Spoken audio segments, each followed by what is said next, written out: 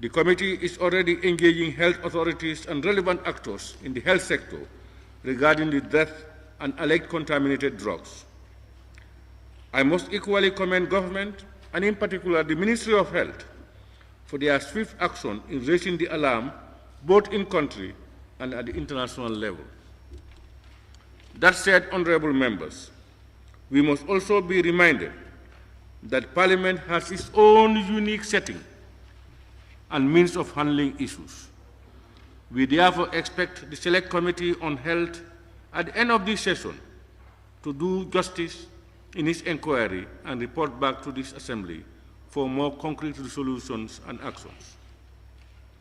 On that note, honorable members, let me once again welcome you all to the sitting of this third extraordinary session of the National Assembly in the 2022 legislative year, and also welcome His Excellency, the Vice President, and all Cabinet Ministers here in present.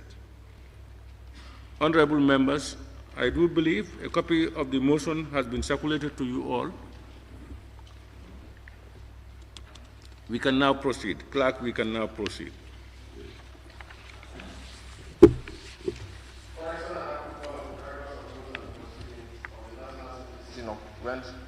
Thursday, 6th October 2022. Honorable members, the record of vote and proceedings of the National Assembly sitting of Thursday, 6th October 2022 is before us for correction and approval. Can any honorable member please move that the said record of votes and proceedings be considered and approved? Any honorable member? Honorable member for Opanyumi. Thank you so very much, Honorable Speaker, for giving me the opportunity. Honorable Speaker, I rest to move that the record of votes and proceedings of the National Assembly sittings of Thursday, 6th of October 2022 be corrected and approved. Thank you. Honorable members, any seconder? Honorable member for Nyani. Thank you very much, Honorable Speaker, for giving me the floor. Motion seconded. Honorable members, it has been moved and seconded that the record of votes and proceedings of the National Assembly sitting of Thursday, 6th October 2022 be approved. Honorable members, we can now look at the record of votes and proceedings. As usual, we'll look at it page by page, beginning, of course, with page 1. If honorable members have any observations or comments, omissions. Yes, Honorable Majority Leader. Thank you. On the present list, I'm captured present. I think I was not around that day. On the present list, I was captured present, and I think I was away. Thank you.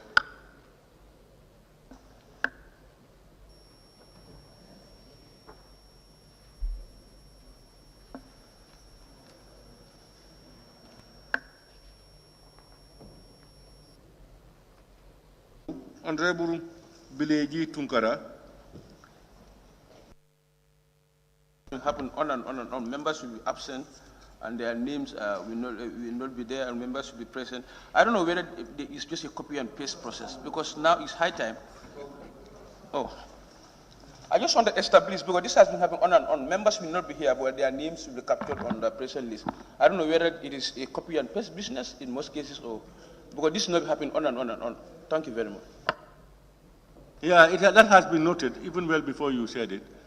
And two, we must accept that sometimes it's difficult. I have been told that sometimes the recording is by your digital indication of your presence.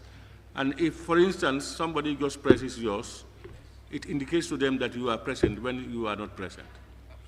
And what we try to do, what I have been discussing with them, is to do, let's go back to sometimes our own traditional way of doing things. That is to confirm whether these people are. Let's not only rely on what is there. Let's also come to confirm whether people are present or not. Some of these things, that's why we're going over them. You cannot avoid some of these errors. But I know the table office, they have noted it down and they will do their best. Any order on page 1? If nothing, we move to page 2.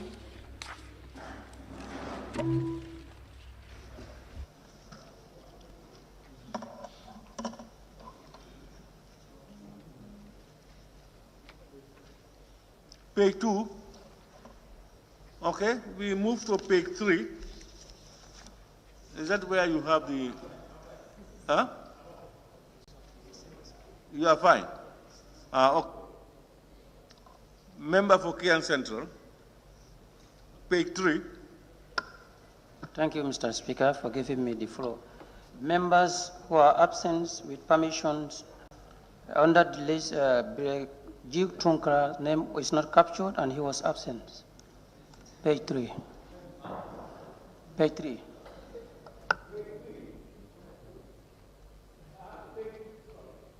Page 3, am I right?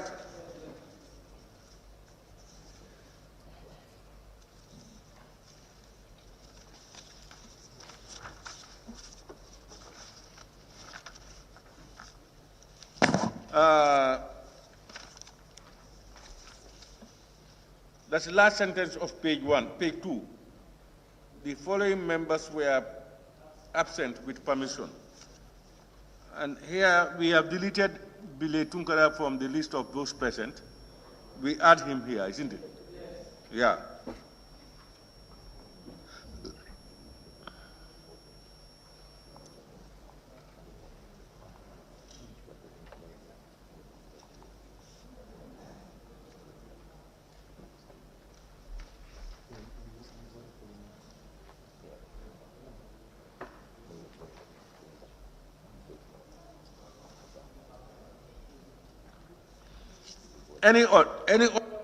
Any order on page 3?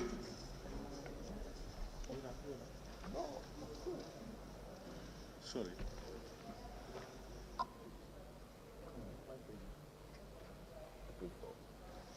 We move to page 4.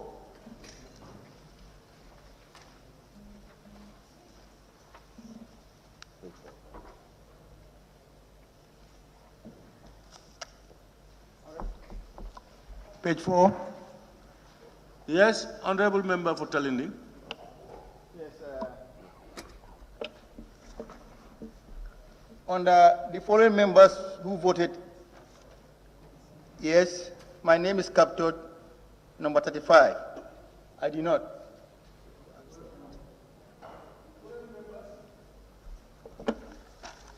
Who voted aye? My name is captured under that at number 35. I abstain.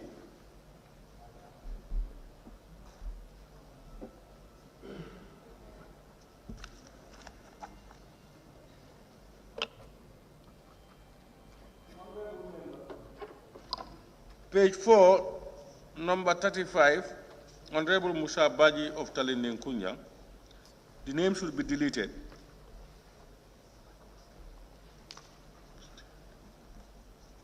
He said he has abstained from voting. Okay. For Banjul South. Thank you, Mr. Speaker. Page 4, number 2. It says that the following members voted aye. Bileji Tunkara, he was not around to even vote, Honorable Speaker. Is that deliberate or what?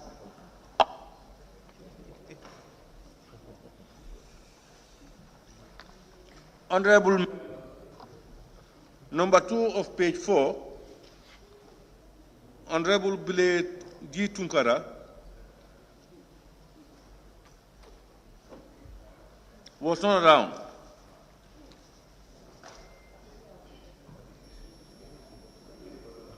And therefore the name should be deleted.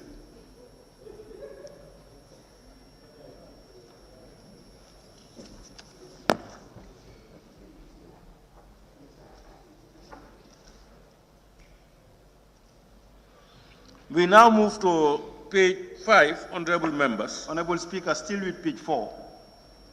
Who is speaking? Bakau. Go. I have observed that the number of nouns that they've indicated that voted for I is far less than 36, and we have 36 as the figure. No, we have done the corrections. I'm talking about that. Even with the corrections, you have 34, and it's far less than 34, that the number of nouns. Now, look at the names and then tell us which ones are there, which not be there. That's why we are here. Verify with the names, but with the figure that was called, it was far less than 36 and 34. This is what I'm putting to you, Honorable Speaker. What was the figure of the vote? Yes, Speaker. Yes, in page 5, my name appears as those that voted no. Just hold on. Before we go to page 5, he's taking us back to page 4. What he is claiming, Honorable Member is claiming, is we have 36 names minus 2, that's 34. And according to him, 34 is on the high side, am I right? Honorable members, if you look at your names, if you were present, you know it. If you had voted, you know it. Pardon? Yeah? Minority? Yeah, I think with the correction, that is minus 2, is 34.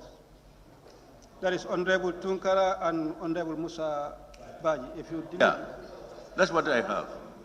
Yeah, that's what I'm saying. So until otherwise indicated, we leave it as it is. All right, yeah. Honorable member for. Sorry, we now move to page 5 again. Yes. Lower Fuladu. Thank you, Speaker. My name appears as those that voted in no, and I voted in for yes. Number 11. Number 11. Page 5. Honorable Gibimbalo, Lower Fuladu West, voted yes, and he is indicated here no. His name should be deleted. From that list, but did your name appear on those who voted yes? So it should be added there. Just hold on.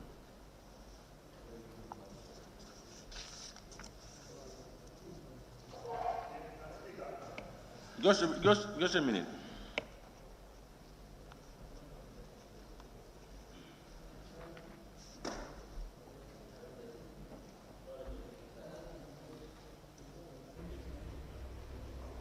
Yes, Honorable Member for Lower Fuladu.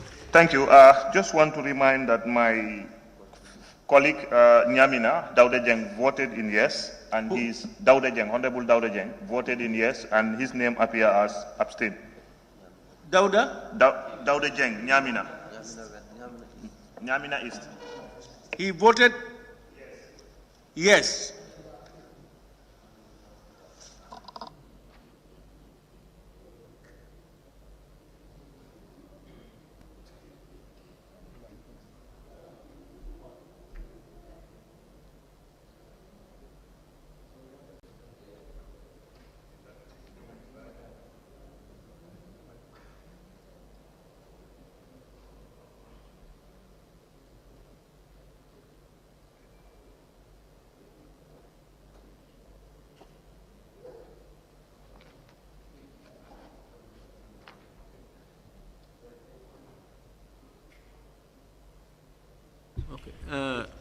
Honorable Dauda Geng voted yes. Am I right?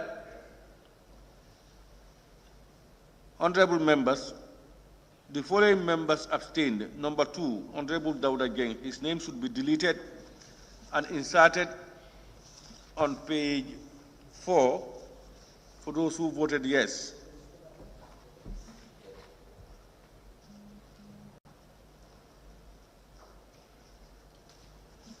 Dauda Geng is where? Nyamina East.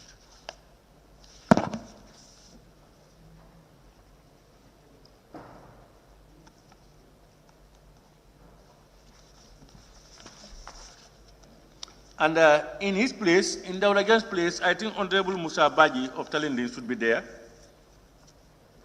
Honorable Baji, you said you abstained, isn't it? Yes. So your name should appear under the following members abstained. Yes.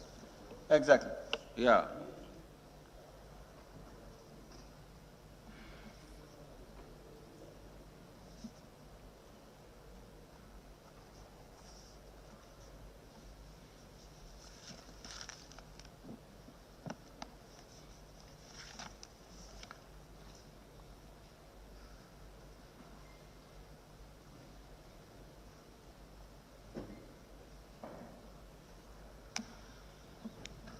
Any order on page 5?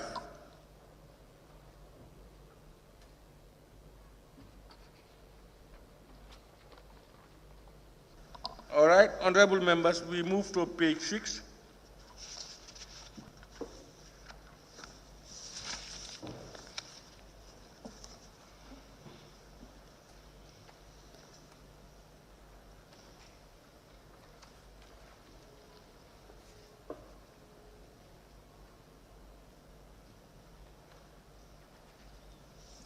Page 6, we move to page 7, honorable members.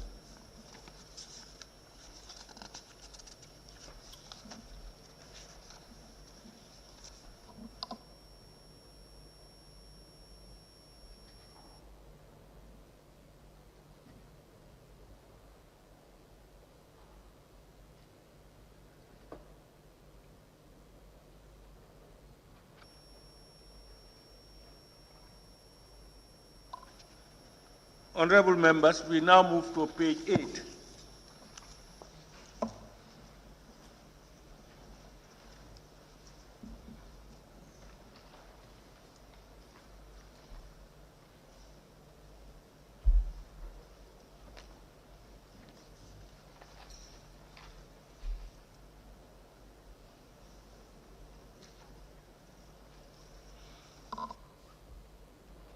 Honorable members, we now move to page 9.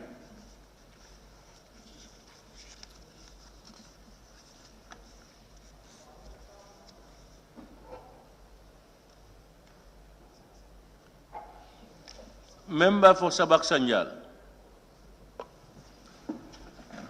Thank you, Honorable Speaker. On the continuation of the consideration stage, number 20 and 22. Correction put that clause is 40. Instead of clauses, it should be clause 40. The same thing happens to number 22. The S should be removed. Thank you. Thank you, honorable member. Honorable members, page 9, continuation of the consideration stage, numbers 20 and 22. Number 20. Question put that clause is 40. Instead of clause is 40, it should be clause 40. And the same applies to number 22. Instead of clause 43, it should be clause 43.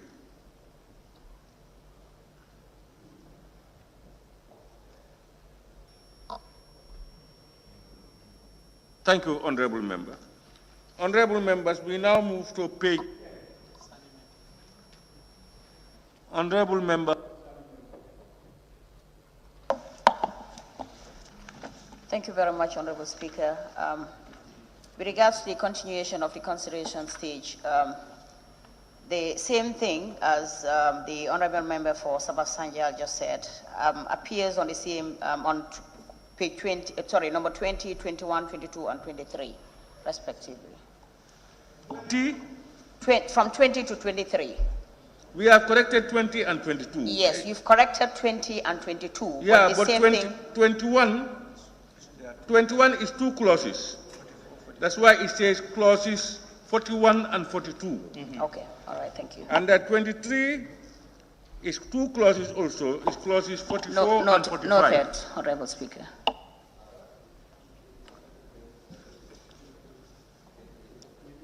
Apanyomi? 28. Question put that the clause 79 clauses instead of clause. 28.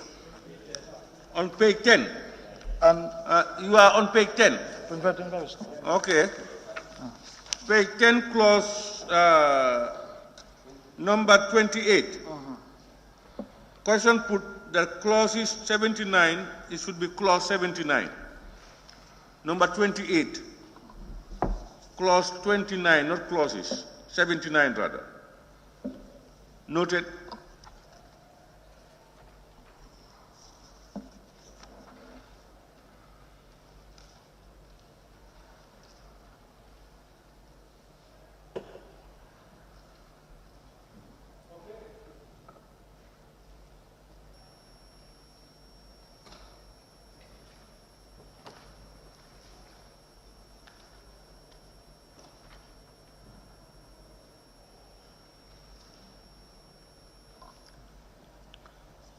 Page 11, honorable members.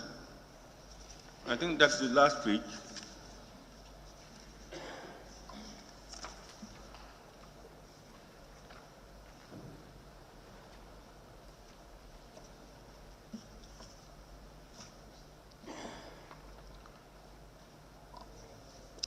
Okay, honorable members, that's the end. It has been moved and seconded that the record of votes and proceedings of the National Assembly sitting of Thursday, 6th October 2022 be approved with amendments. Those in favor, please say aye. Those not in favor, please say no. The ayes have it. Clerk, can we continue? Honorable Speaker, motion.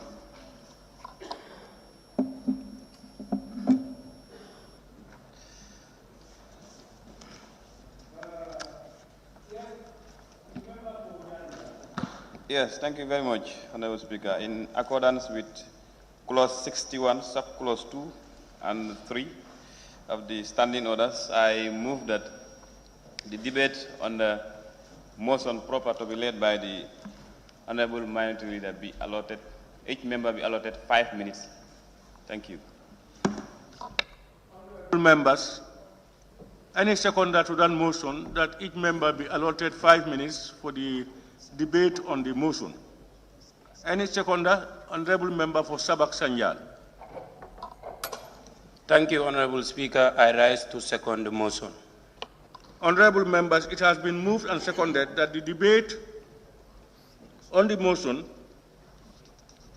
be limited to a time span of 5 minutes. Those in favor, please say aye. Not in favor, please say no. The ayes have it. Honorable members. We should do a head count, Honorable Speaker. This is a very important matter. We shouldn't restrict our time. Honorable Speaker, divided. we shouldn't shy away from our responsibilities. Honorable member, it's not good to make allegations against honorable members. You are saying that we should not shy away from our responsibilities. Honorable Speaker, honorable member, if I'm talking, please. Honorable member, please. With all due respect, please. I am saying that don't talk about yourself. You cannot allege and put input I am into an honorable member. If I'm talking, please be quiet. Please. You are saying that we are shying away because members agreed to 5 minutes. That's what you have said.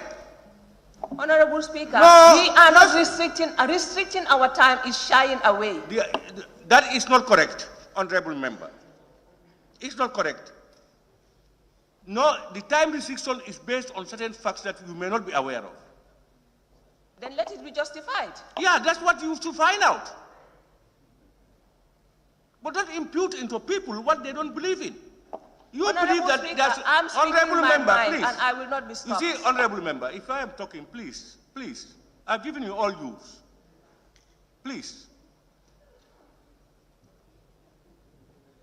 You have a right to disagree. But people also have a right to agree. And agreeing does not mean you are going to impute something into their statement. What about if people say you are shying away from your responsibility by disagreeing? So make your statements, fine. Disagree, fine. But please, let's give each member has a right to an opinion. Let's respect it. That's your opinion, but don't impute into people's own. Nobody said you are shying away from your responsibility because of your opinion. Why should you tell others that?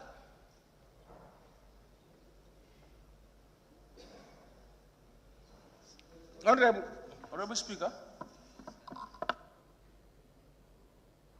Yeah, somebody was going to Honorable Speaker, I just want to appeal to you. When addressing honorable members, like, sit down, be quiet. Please sit down. Please be quiet. I think this is very good going forward.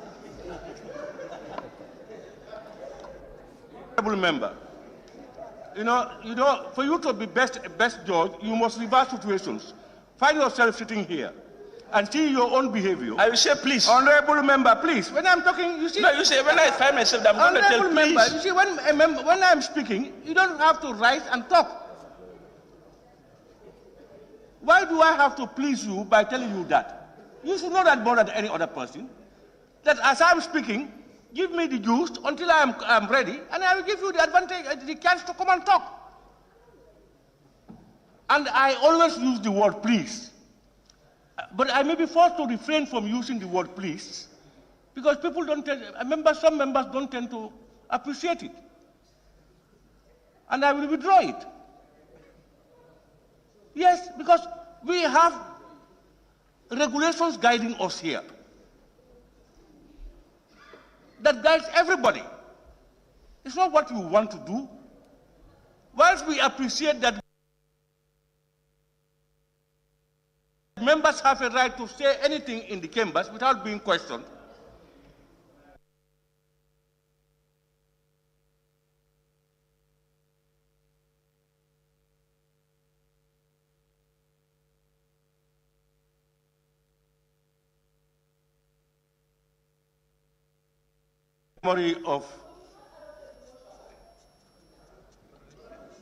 I want us to rise to a minute's silence in respect to the 60 or so odd kids who lost their lives.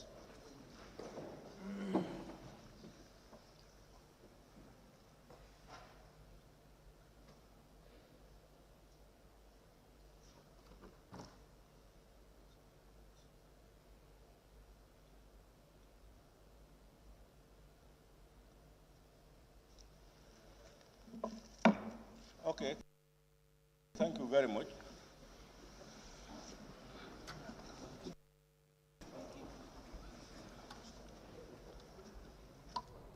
Clerk, can we continue, please? Motion. Be it resolved that this August Assembly do consider and approve the motion on the acute kidney injury resulting to the death of at least 70 children in the Gambia by Honorable Alaji S. Dabo, the Minority Leader and Member for Birkama North. Honorable Minority Leader and Member for Birkama North, can you take the floor? Thank you very much, Honorable Speaker. I must begin by thanking the Honorable Speaker for granting this extraordinary session as requested. Motion on the acute kidney injury resulting to the death of at least 70 children in the Gambia. Honorable Speaker, I move that this August Assembly do consider and adopt a motion on the acute kidney injury, AKI, resulting to the death of at least 70 children in the Gambia. Honorable Speaker and the National Assembly, noting with grave concern the news of the death of the children by acute kidney injury, AKI, which has been linked to some contaminated medicines. Expressing deep condolences and sympathy to the families and victims of this tragic incident on behalf of my colleagues. noting government and health authorities' ongoing investigations about the causes of this unfortunate death and the reported allegation of the contaminated drugs. Taking note of the plenary investigation by the Gambia Police on the death of at least 70 children from acute kidney injury in the Gambia, acknowledging the efforts of the government, in particular the Ministry of Health, since the outbreak, notifying WHO, as well as requested for an investigation into the matter. Recognizing the action of the Ministry of Health in suspending and recalling the alleged contaminated drugs in the Gambia, as well as raising alarm, noting the medicine safety alert and directive issued by the Ministry of Health relating to all contaminated, substandard, and falsified medicinal products sourced from made-in pharmaceuticals in India, concerned that some quantity of alleged contaminated drugs are still unaccounted for or recalled. Appreciating that the Medicines Control Agency has instructed all healthcare workers to stop prescribing, dispensing, and use of all batches of the alleged contaminated drugs. Recognizing the general constitutional powers of this August Assembly to perform oversight over government operations and activities. Recognizing the power of the National Assembly to establish committees with a general mandate to inquire into the activities or administration of ministries or departments of the government, cognizant of the power of the committees to investigate or inquire into any matter of public importance. Honorable Speaker, the Assembly now therefore resolved: A, that the Select Committee on Health, Refugees, Disaster, Humanitarian Relief, in accordance with the time of reference herein, conduct a full-scale parliamentary inquiry into the matter of Aki and related deaths, with a view of unearthing the truth and the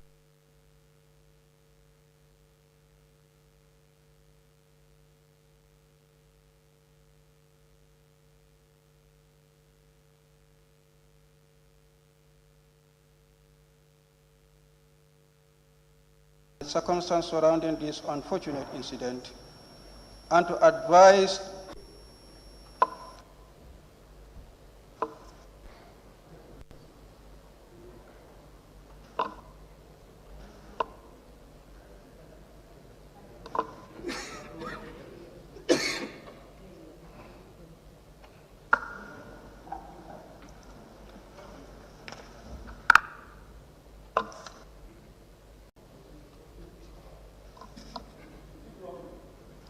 this one, and see that the Select Committee on Health be granted leave to meet during the session, that is the ordinary session. Honorable Speaker and honorable members, the terms of reference: the Select Committee inquiry seeks to establish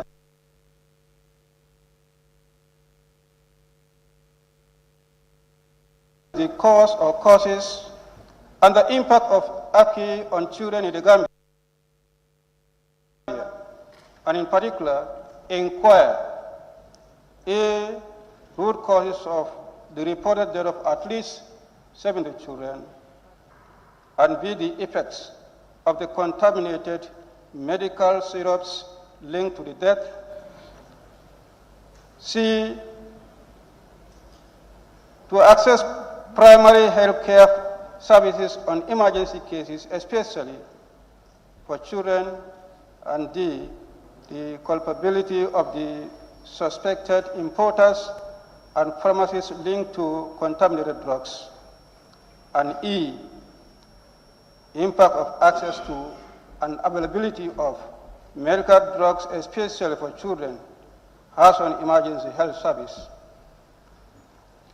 F, the effects of prevailing legislation, the Pharmacy Council, Medicine Control Agency on pharmacy, licensing and medical regime of the country. And G, to consider proposal for a review of the legal and regulatory regime governing the pharmacy, medical drugs importation and store and licensing administrations. H, how the pharmacy licensing scheme is administered. And I, effectiveness of current measures being undertaken by Ministry of Health to address acute cases and contaminated medical drugs. J, to draw on other international best practices and protocols, possible strategies, initiatives, action that the Ministry of Health should consider addressing the administration and impact of medical importation. And K, any other related matter. Honorable Speaker, I beg to move. I thank you. Thank you, Honorable Minority Leader and Member for Bikama North. Honorable members, any seconder? The Honorable Majority Leader. Thank you very much, Honorable Speaker, for giving me the floor. Equally, allow me to thank your able office for effective and efficient coordination to offer us this opportunity before us to discuss on the motion on the acute kidney injury resulting to the death of at least 70 children in the Gambia. Honorable Speaker, I rise to render my support. I rise to give my endorsement and blessing to the motion before us, looking at the prayers advanced in this motion speaks volume. And looking at the relevant instruments that Parliament have within its institution, that is given responsibility or delegated responsibility to the Select Committee on Health, Disaster and Humanitarian Relief, haven't gotten the expertise, because I remember during the composition of the committee, we scout for people who are of faith in that particular area. I'm noting the steps or the giant step by the chairperson and the member of the committee to initiate or trigger the engagement, which is oversight, since the outbreak. Looking at the press, also, it's acknowledged the efforts of the government, and in particular, the Ministry of Health, since the outbreak, for notifying WHO and request for an urgent investigation on the matter. Honorable Speaker, this speaks volume, and it speaks the concern that we share, be it legislature, be it the executive, be it judiciary. There is no winner or loser in this game. We have to applaud and tap government on the back for early detection of this acute kidney injury and taking every measure in even suspending the licenses and pharmaceutical products. Looking at number 9, appreciating the Medicine Control Agency, MCA, has instructed all healthcare center workers to stop prescribing, dispensing, and the use of all batches of the alleged contaminated drugs. I think we owe it to them to give them that tap on the back. That is what is expected, to come up with resolute action, to come up with decisive decision to make sure that we try to contain the danger of this issue. So also recognizing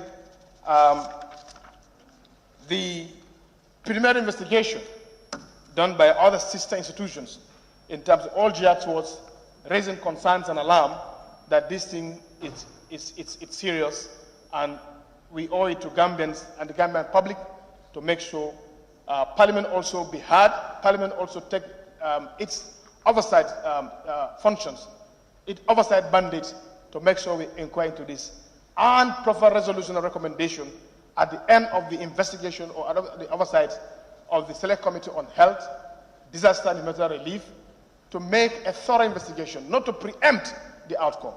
But Parliament is coming in a different style. Parliament is coming in a more informed way, whereby delegating the lines of responsibility to sector Select Committee under our purview, who are taxed with the constitutional powers, who are also taxed with the standing orders, to make sure they do due diligence to the matter before us. I thank you so much for indulgence, and I also challenge the Health Committee Chair to really work within the time frame that as at 30th of October and November is able to lay the report. And I thank you so much, and I will assure you our cooperation and support. I and the minority leader of the House will be with you, of course by extension the Speaker, to make sure that you carry out this investigation thoroughly. Thank you so much for indulgence, Speaker.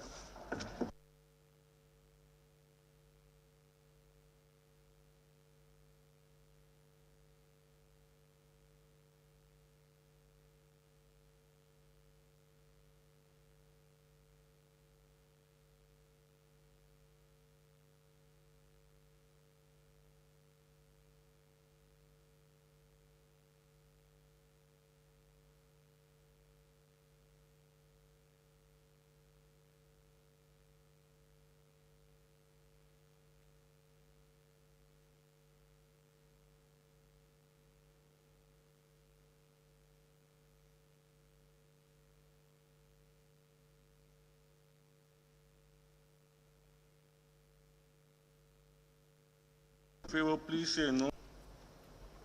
The debate, the tune for the debate has been set. We have with us a motion advanced by the minority leader and seconded by the majority leader.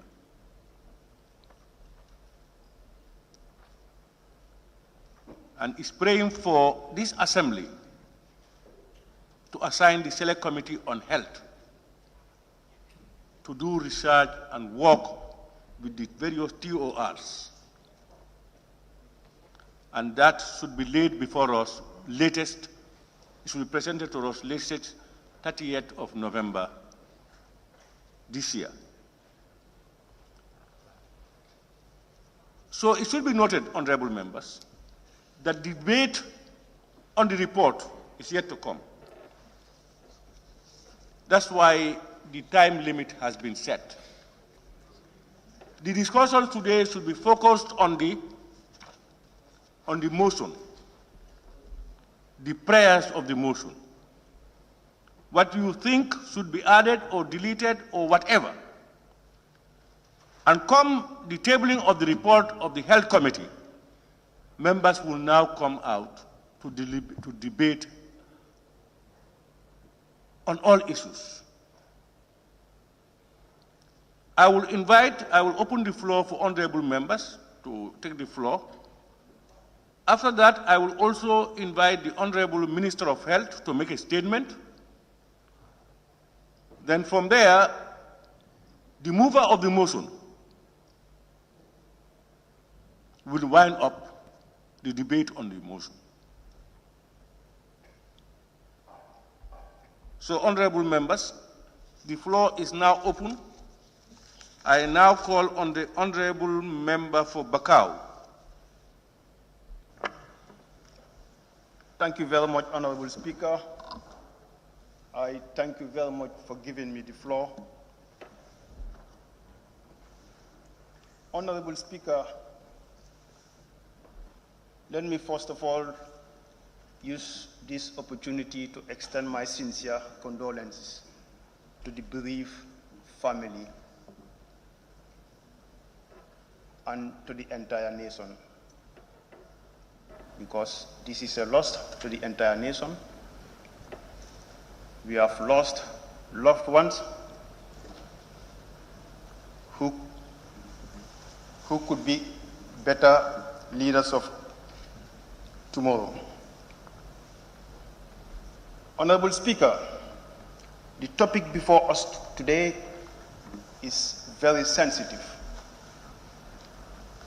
Sensitive in the sense that we have lost lives. We're talking of lives, 70 plus lives.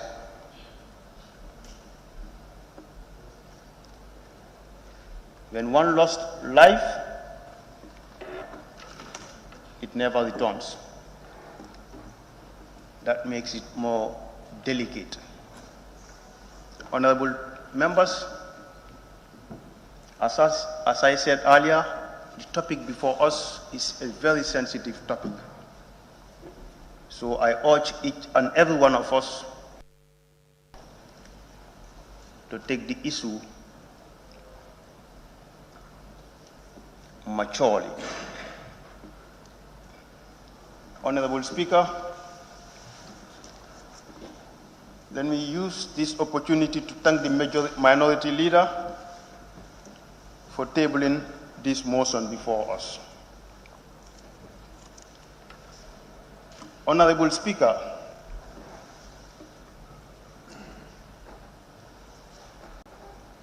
we have assigned a committee to look into this issue and report back to us.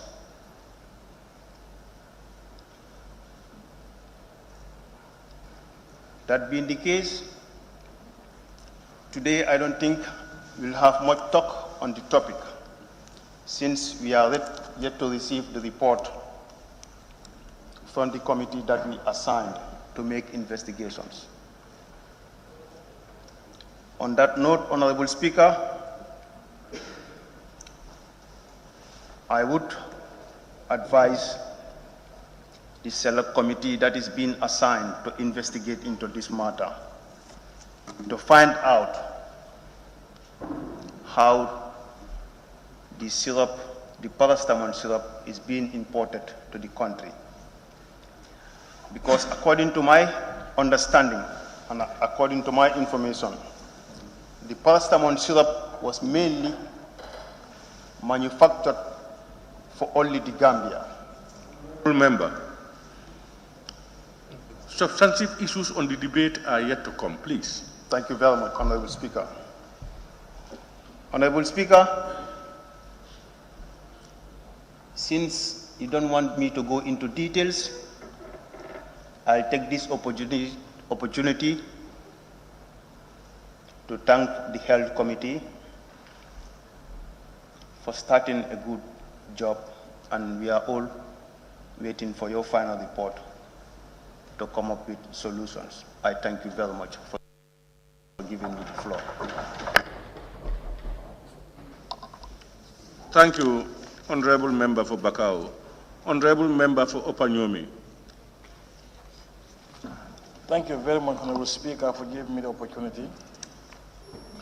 Honorable Speaker, let me first of all thank the Honorable Minority Leader for presenting this important motion before this August Assembly. And I first of all want to extend my condolences and sympathy to the affected families and the entire Gambia at large.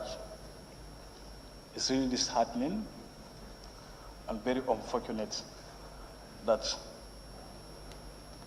this acute kidney injury has caused the death of at least 70 children in this country. Very, very unfortunate.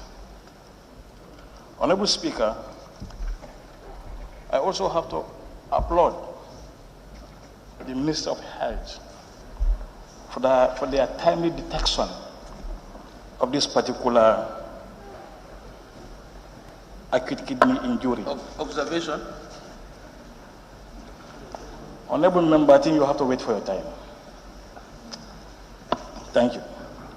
Honorable Speaker,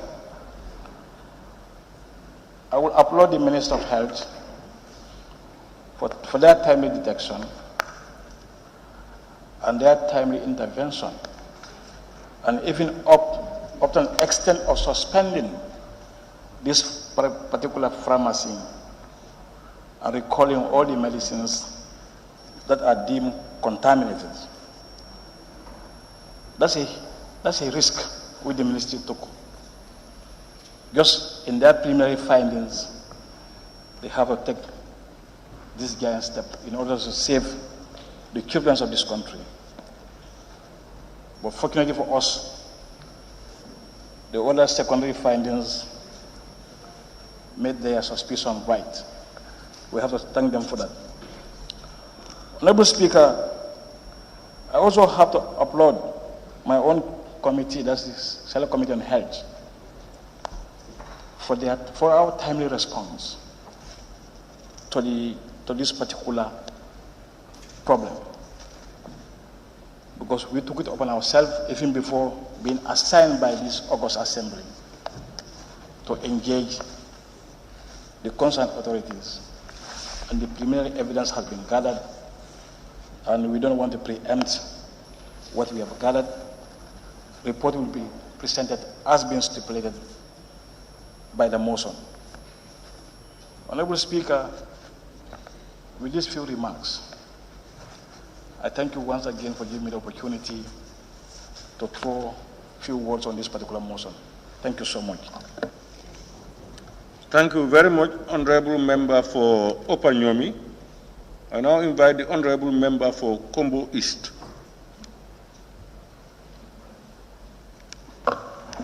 Thank you very much, Honorable Speaker, for giving me the floor. Honorable Speaker, I must first submit my deepest condolences to your office, to the families of the victims of these 70 children that lost their lives due to this AKI. And we pray to Allah, may the trend stop in here and that they rest in eternal peace. And I extend my condolences to the entire people of the Gambia, and that I urge every member of this country to stay fast, and then we work on to a solution to remedy this situation that we are upon. Yes, it is very right. It is very right that we had this motion before us today, and I commend the minority leader for tabling it out before the National Assembly. I only want to suggest that having considered the following points under number 7, 8, as it reads here, noting the medicine safety alert and directives issued by the Ministry of Health relating to all contaminated, substandard and falsified medical products sourced from Median pharmacists in India. Upon these findings, these are laudable efforts. We should commend the Ministry of Health for taking up this giant step and getting out boldly to be doing that. But also under the concern that under number 8, there is a concern that some quantity of alleged contaminated drugs are still unaccounted for or recalled. This is also a point of concern that we need to work on. I'm also suggesting that let it not only be limited to the Health Committee to work on, let it, the National Assembly Select Committee to take up this thing should have a joint committee where members of the Defense and Security and members of the Gender Committee to be involved so that serious steps could be taken and then the necessary be made so that we come to a conclusion as on time to take a hold to this. I thank you very much. Thank you. Thank you, Honorable Member for Kombo East. Honorable members, let me acknowledge the presence of the Honorable Minister of Works in the chambers. and I understand the Honorable Minister of Fisheries and Water Resources is also present. You are most welcome. I now call upon the Honorable Member for Nyanija.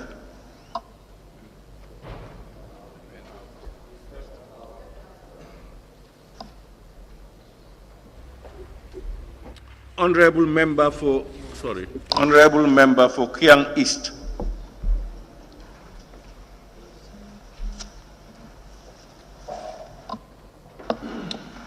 Thank you, Honorable Speaker.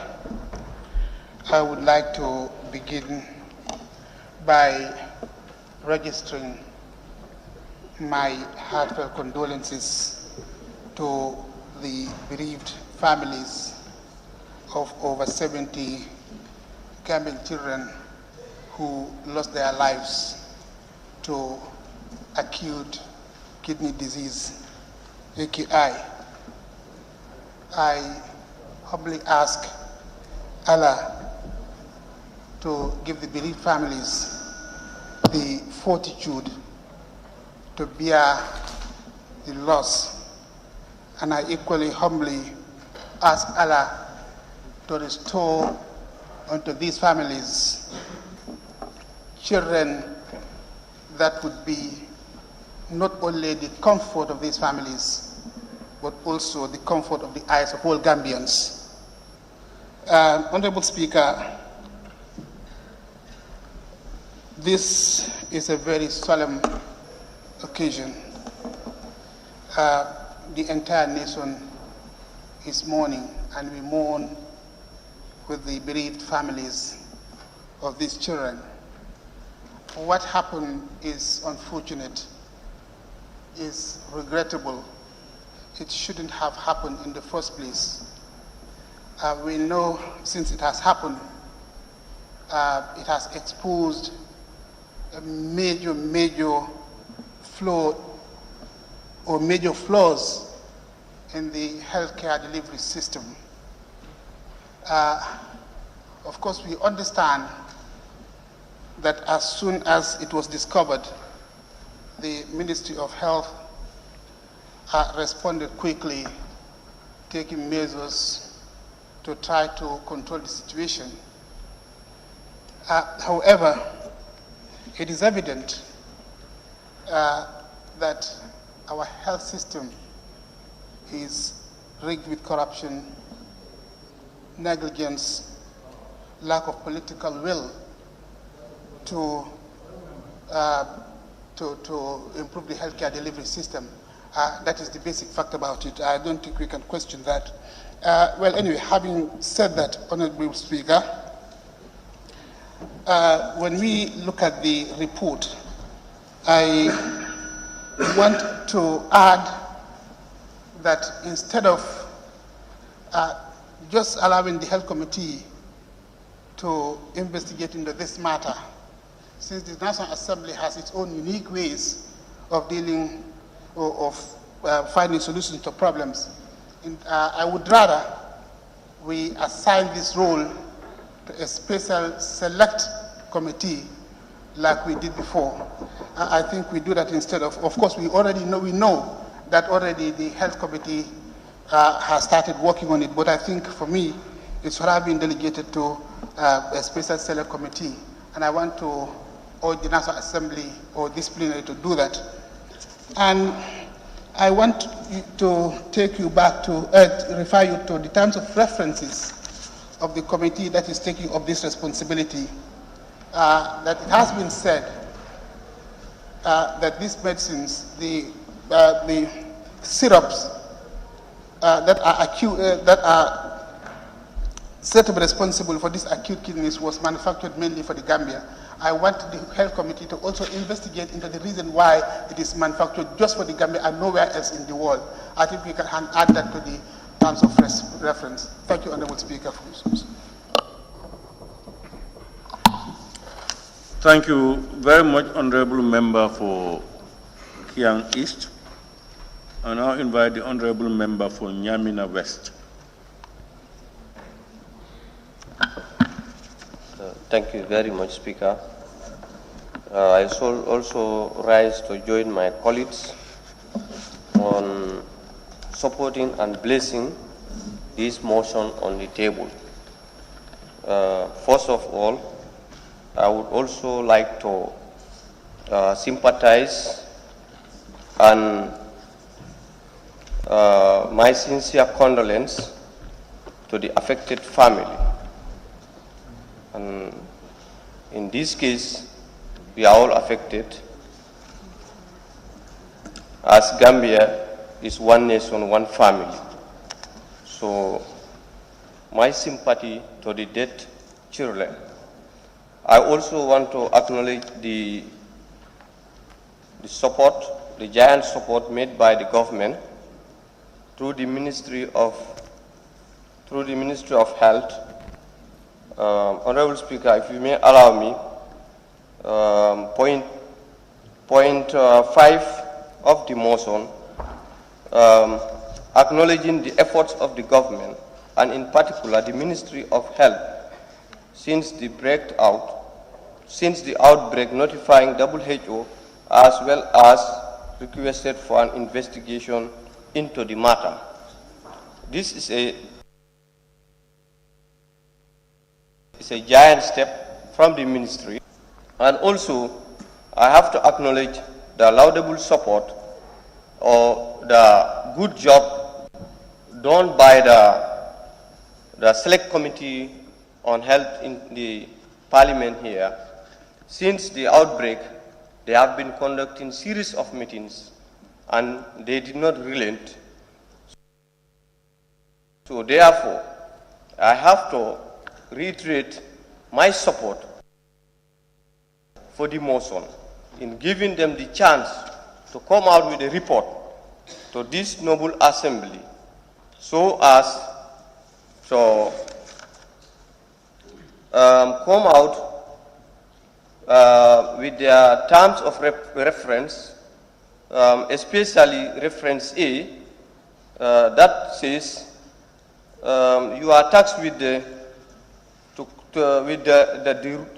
come out with the root cause of the reported death of at least 7 children.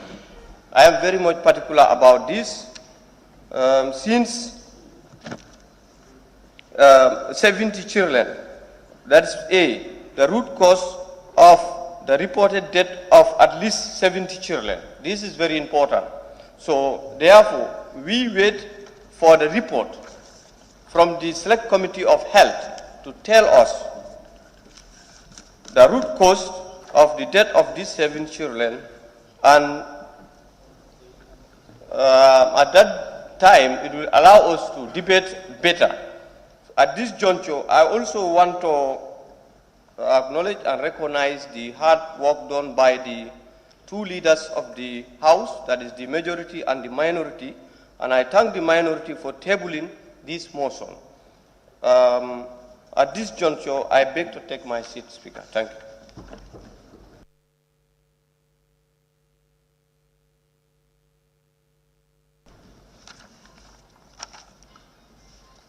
Thank you very much, Honorable Member for Nyamina West. I now invite the Honorable Member for Upper Fuladu West. Thank you very so much, Honorable Speaker, for giving me the opportunity to have my say as far as this particular issue is concerned. Honorable Speaker, Members of Parliament, Ministers present, media, dignitaries, security personnel, dignitaries present, ladies and gentlemen, I feel very honored and privileged to stand before this august assembly to express my heartfelt condolences and sympathy to the families and victims of this tragic incident. It has been a trying time and a difficult moment for Ministry of Health and the government by extension and the entire people of the Gambia. The deaths of these 70 children are unfortunate and untimely, We all felt it as a nation. And we pray for Allah subhanahu wa ta'ala to grant them Jannat. Mr. Honorable Speaker, we have to thank the Ministry of Health for early detection of this acute kidney injury.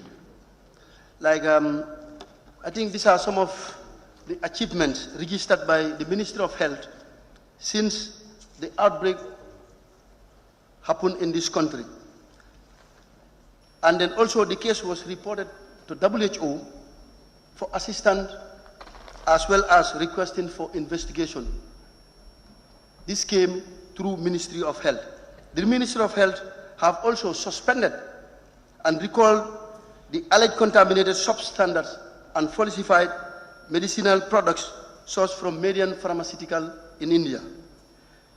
MCA, Medical Control Agency, have instructed all healthcare workers in the country to stop prescribing, dispensing, and use of all batches of the alleged contaminated drugs. Honorable Member, observation.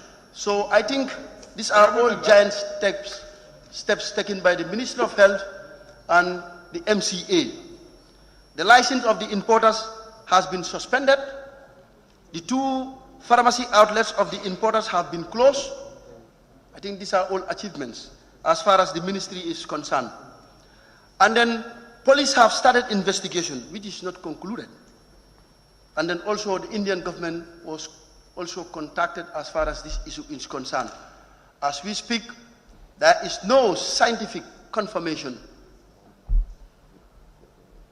as far as this issue is concerned.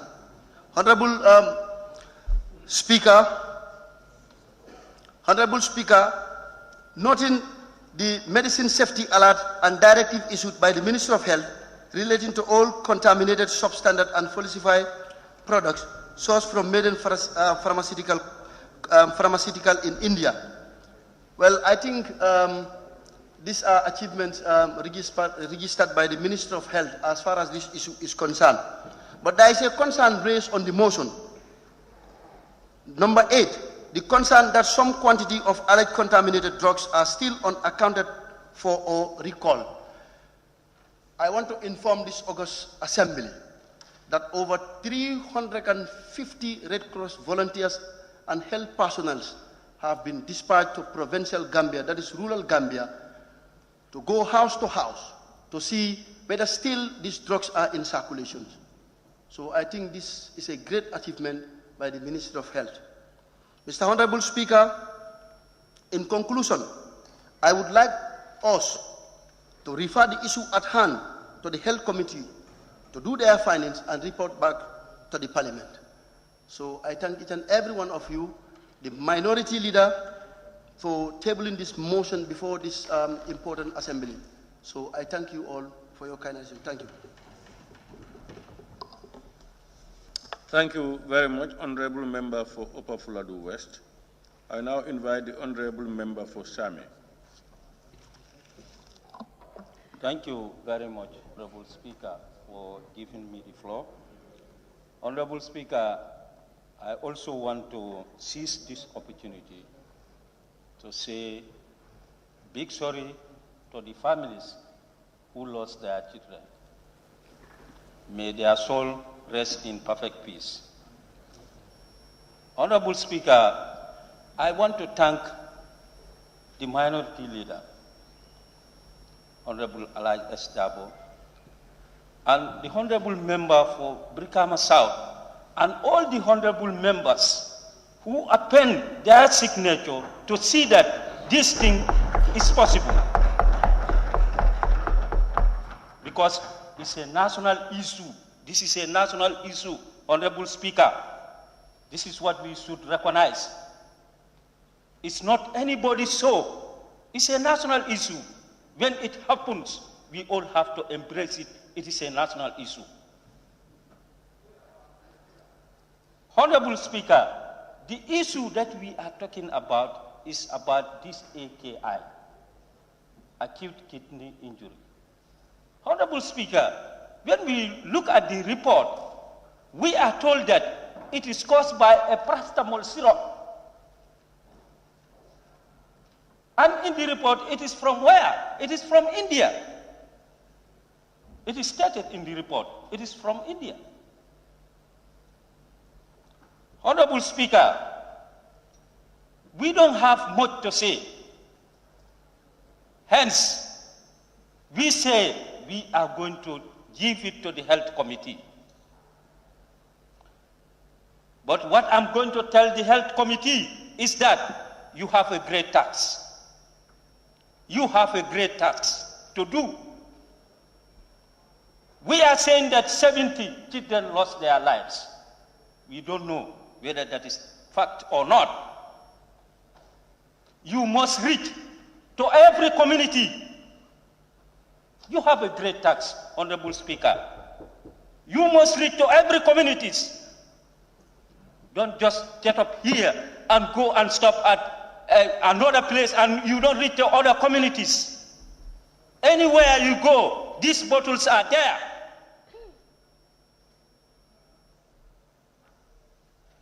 You must reach to every communities. Because at the end, these victims has to be compensated. They must be compensated, Honorable Speaker.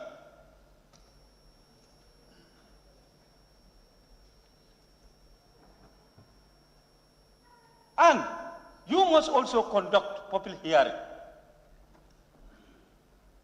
as a committee. So therefore, we are relying on you. We are relying on you. Whatever report you bring it for us, that's what we are going to digest. So thank you very much for giving me the floor.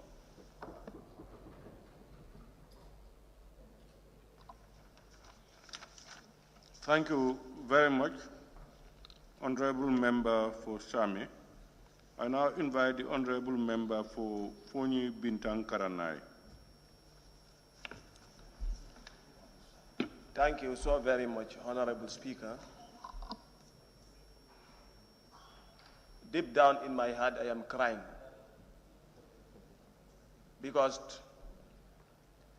it's a very sad moment and a sad issue to discuss on. Nevertheless, we still have to be bold and express sincere condolence to the parents and to the nation at large, because the nation is mourning. In the same vein, the politicians also should mourn.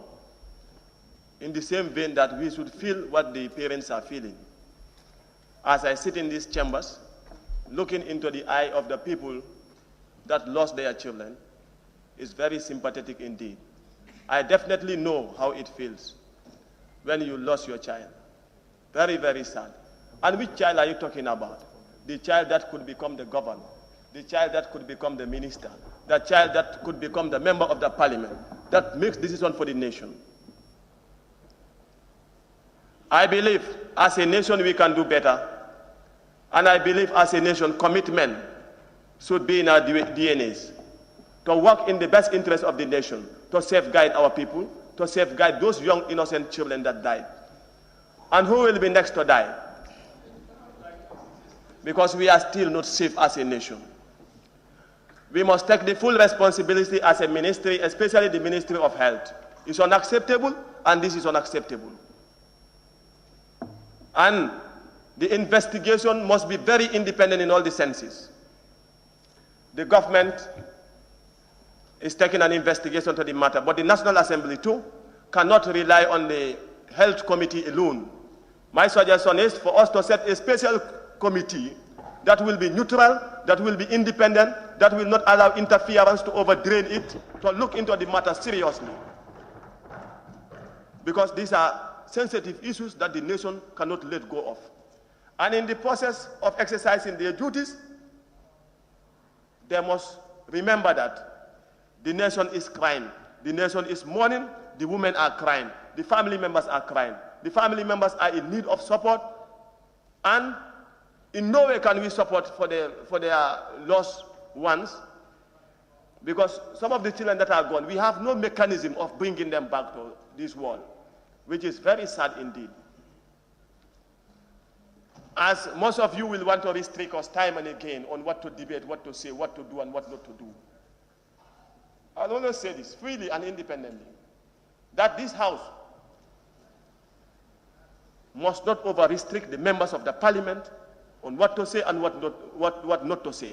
So long it affects the public, it affects us. So long it's public importance for all, and we should dilate on it the way we want to dilate on it, without begging for relationship or support in any way. So from now on, as we move out of this House, let us remember to control whatever enters into this country. Whatever our people are to consume, let's control it. Let people be responsible for their actions. But then, when we said we cannot blame anybody, you can blame somebody. Someone is responsible. So will we continue to consume these drugs that are going to continue to kill us or kill our children? It's unacceptable, and that will not be accepted. And we must do whatever it takes to put a stop into it. And for the special committee that may be set, or the health committee, special advice to you. Remember, the Gambia is for all. Remember that you are here to save us. Remember that the nation is looking up to you. The nation have invested or will continue to invest in that committee that will be set to investigate on this matter. And remember that the fate of this nation lies in your hands. If you betray us, you betray yourself. And Allah will take you to account for whatever you do. Because that's what Allah said in the Quran. He said, Kullu man alayha fan, everything on the surface of the earth will perish. So remember that you are going to perish, and when you meet your Allah, Allah will question you for certain things. Thank you. Thank you, Honorable Member Fufoni Bintang Karanai.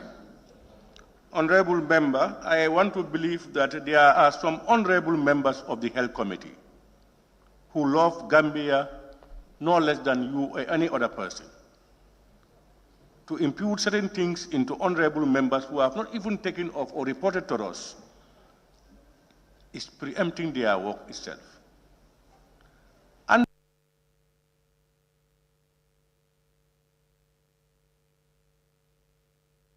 it's not an open-ended stream. What you like is what happens. Not at all. Parliament itself is regulated. Human beings ourselves, we are always under regulation. Honorable Speaker. Please. Please. I want to observe the Honorable Speaker. You don't observe me, please. Honorable member for, is it Latikunda? Latikunda, I don't know what your problem is. Latikunda, please. My problem is I want the rules. If you want to earn my respect once and for all. Yes, because I want Honorable member, please, if you want to earn my respect, you will have to deserve it. This is my last chance for you. I am getting almost nearly above board. I'm telling you, I will not hesitate. No, I'm telling you, I'm giving you all your dues. So please, leave mine alone. Alone, please. You cannot be there and be here. I cannot be here and be there. Please. So those things we must get clear. Very clear. I now call upon the honorable member for Talinding Kunja.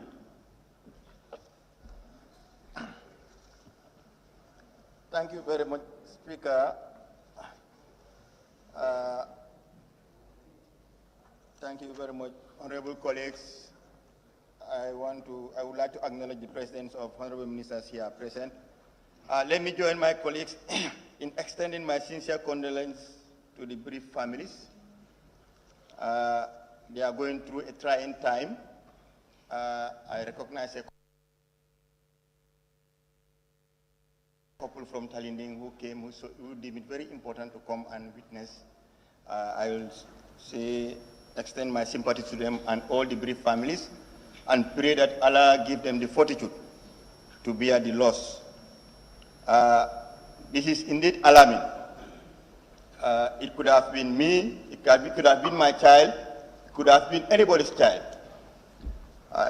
it happens to be them, for them to restore, to show every Gambian that when calamities happen, when disasters stroke, government take action, institutions of government take actions to restore that confidence to the citizenry. You know, every Gambian is shocked, every Gambian is in doubt whether the drugs you are consuming are any longer safe for you. This is the situation we are in now. Not only the syrup, everybody is questioning any other medicine in the pharmacy. And then that is where we are now. So whatever the country takes now, whatever decision we take, whatever we implement, is going to make sanitize our health industry, our import and export or otherwise of drugs. So this is why it is important, as this august body sets up, empowers the health committee with timeline to look into this matter critically. We do our job judiciously and effectively to ensure that the outcome saves the country for prosperity in terms of this, because this crisis have exposed us, have exposed the vulnerability of the citizenry, the challenges, the gaps with regards to importation of good drugs and the quality of drugs we consume. So we hope that these, the investigations, the consultations the committee is going to do is going to help us to achieve that. Somebody said special committee. I would like to particularly object to special committees. I do not see why having health committee, you want to duplicate efforts in certain special committees. What I would recommend is that we include the gender and children committee as well, because they also are affected, to be part of the health committee. If you do this, we do it. The life, like somebody mentioned, that have been lost, they have right to life. They could have been anything in the country. They could have grown up to become anything. And then, now that this has happened, what do we do as a country? And then the inquiry shouldn't be approached with the sense that already somebody is guilty already. We go in it with an open mind, that the partners we are meeting are also interested to safeguard the integrity of this country, to healthcare delivery of this country. We have to be mindful of that. When we approach issues of this, because I do know the people in the healthcare, their wish is not to lose life, is to save. I do know that. But sometimes gaps in institutions, gaps in our laws, implementations, funding, and everything concerning that weaknesses must be addressed holistically, not just finding scapegoats, not just finding who to blame, but then let's look at the issues holistically and address them for now and for future. Thank you very much. Thank you very much, the Honorable Member for Talending Kunjang. I would have given you extra minute if you had wanted it.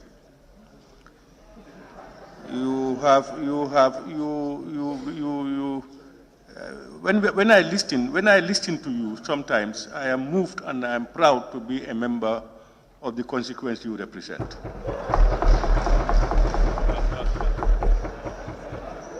Honorable Member for Stani Mentoring.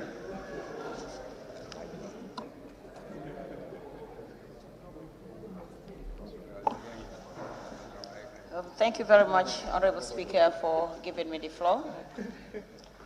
Honorable Speaker, I'll acknowledge the presence of the Honorable Ministers here present. First, Honorable Speaker, I'll extend my deep condolences and sympathy to the families and victims of this tragic incident, and to my own self as a mother. Also, thanks to the minority leader for tabling this before this August Assembly.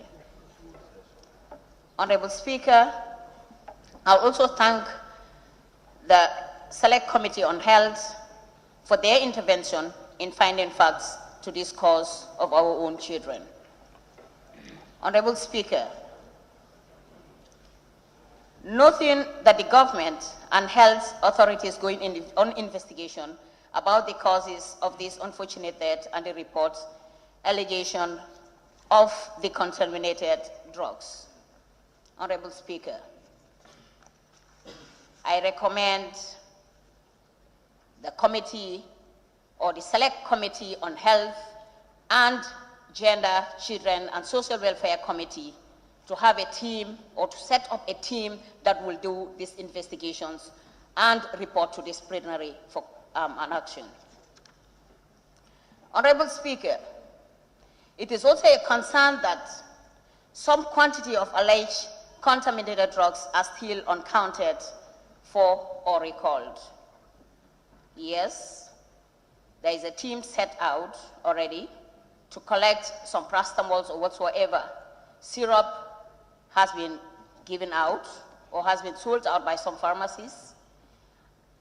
I am sure there are still some medications which could be outside, which some parents might not be giving out because they might not know the cause or the effect attached to it. Honorable Speaker, I also recognize the power of the Assembly to establish committees with the general mandate to inquire into the activities and administration of ministries and departments of the government. Honorable Speaker, these children are our own children. These children could be presidents, they could be ministers, they could be ambassadors, they could be governors, they could be anything tomorrow. I think it is important for the Gender Committee, Children and Social Welfare, plus the Health Committee to join. In this Gender Committee that you have mothers. The Health Committee might have a mother, but there are mothers in the Gender Committee. So therefore, I recommend the Gender Committee to join with the Health Committee to make sure that they do the thorough investigation and report to the plenary. I bet to take my seat. Thank you. Thank you very much, Honorable Member for Sani Mentoring. I now call upon the Honorable Member for Banjul North. Thank you very much, Honorable Speaker. To be honest, my heart is full, to be honest. But notwithstanding,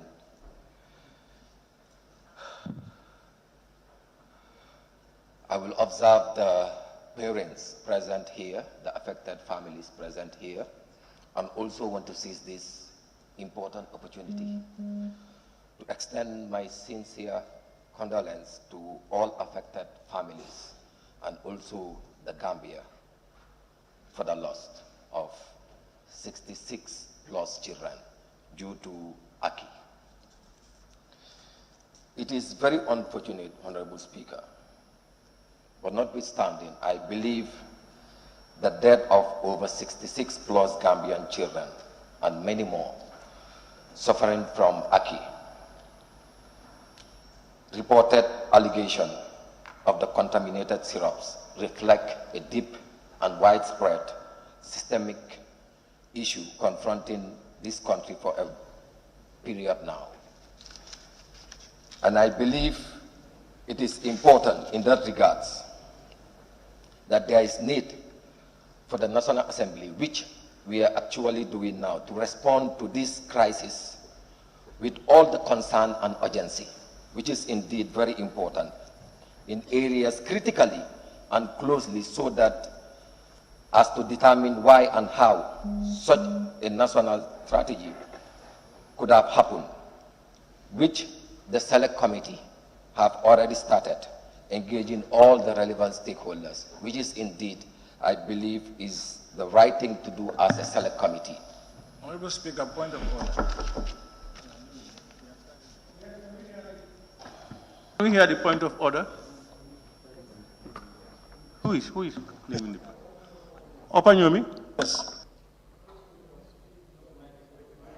Your mic.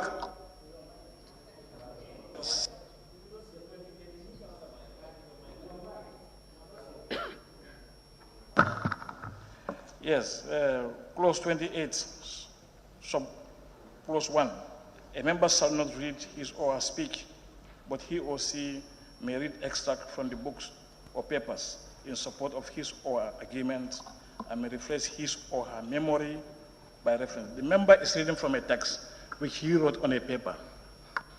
Honorable member, are you reading? Honorable Speaker, these are points that I put on a paper. Member, are you reading? I am not a text reading. You have written? I am not reading, Honorable Speaker. All right. Maybe he is not very comfortable with my presentation, but notwithstanding. No, honorable member, you know, I have to make a ruling. Okay, go ahead. You know, it is in order that you should not read. You should not read from a text, written text. You can quote from these things or make reference to notes. So if you are reading, please stop reading. If you are not reading and you are making notes, you can continue, please. Honorable Speaker, like I said, I am just going through the points that I've noted on my paper. But if he is not very comfortable, I think... Honorable member, can you continue with your debate? Can you continue? Okay, I believe that was a distraction, but notwithstanding, like I said, in the line of the issues that has been mentioned here as some of the members, I think it is very important for us to have an open parliamentary inquiry to investigate in this matter, which is indeed very important. Because looking at the situation, it is indeed a public health emergency. And in any serious nation, we cannot joke or play with health, understanding that it is very key as far as our nation is concerned. And wherever we see a healthy nation, that is when we can see better development. But notwithstanding also, as the mover of this motion have mentioned, some of the TORs that they are expecting as per the committee that will be responsible for the investigation, I would also want to recommend for the Assembly to consider us by at least putting up a very strategic communication mechanisms in place so that in terms of whatever we're going to communicate to the public, more particularly with the relevant stakeholders, will be of essence, will be of use to the people. Because if we are to communicate to the people and they don't understand the language that we are speaking, that is already a problem. And like the saying goes, if a problem is not solved, it's still a problem. But when a problem is solved, it's no more a problem. And this is something that we must all consider and try by all means to make sure that it is of national interest. Let us see to it that as far as this current situation is concerned, we are all victims. And the most vulnerable are the children. And these children, we are the parents. So in that regard, I want to seize this opportunity to thank the minority leader for coming up with such a motion to see to it that a committee is being assigned to investigate to the bottom of this crisis that we are faced with as a nation. I submit. Thank you. Thank you very much, Honorable Member for Banjul North. I now invite the Honorable Member for Banjul South. Thank you very much, Honorable Speaker. First of all, like my honorable colleagues, I would follow and extend my deepest sympathies to the families and to the Gambia at large, as this is a tragedy and calls for national mourning. Honorable Speaker, it is heartbreaking, not only as a mother, but I am a mother of 6 children. And I know that if my child would have been under 5 or under 7, one of them might have been one of the victims. So that is why this is so close to my heart. Honorable Speaker, I will not also be fair if I do not point out to the quick action taken by the Ministry of Justice, and that needs commendation. But I think that is where I will stop the comment, Honorable Speaker, because they were quick to pick on the problem and also to identify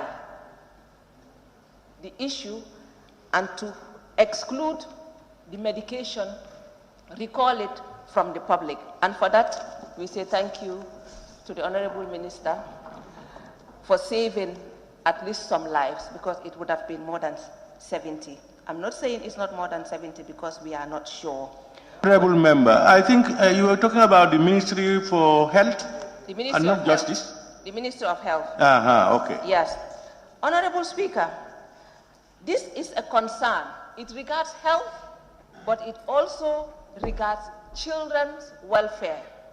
Honorable Speaker, I would urge this August Assembly, when they look at the committee, that we should resolve for the Select Committee on Health to also include the Select Committee on Gender and the Committee in charge of Children's Welfare as permitted by Clause 107 of our standing orders to sit and work on this matter. In this particular clause, it says that where a matter may be of concern to 2 or more committees, the relevant committees may be dealt with on one of the relevant committees composing of it, or be the relevant committee sitting concurrently. So I would urge this August House to convene the 2 select committees to work on these matters. Some of my honorable members, some of my honorable colleagues have already pointed on that, Honorable Speaker.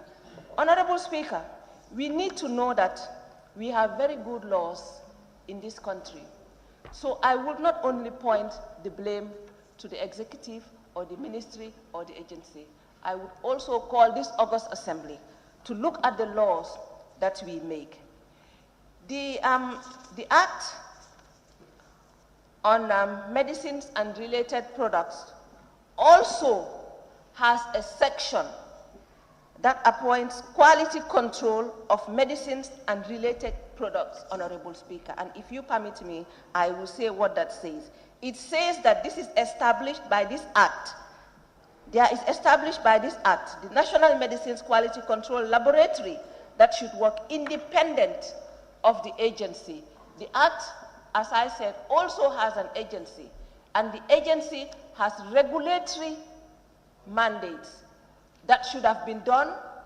If their work was properly done, this problem would not have been a problem in the first instance, because they have regulations that prevent bad products from entering this country.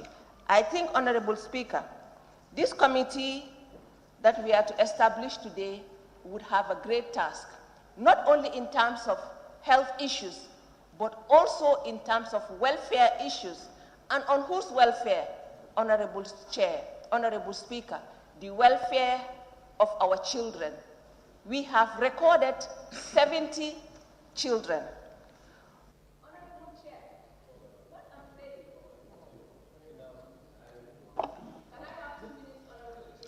One minute.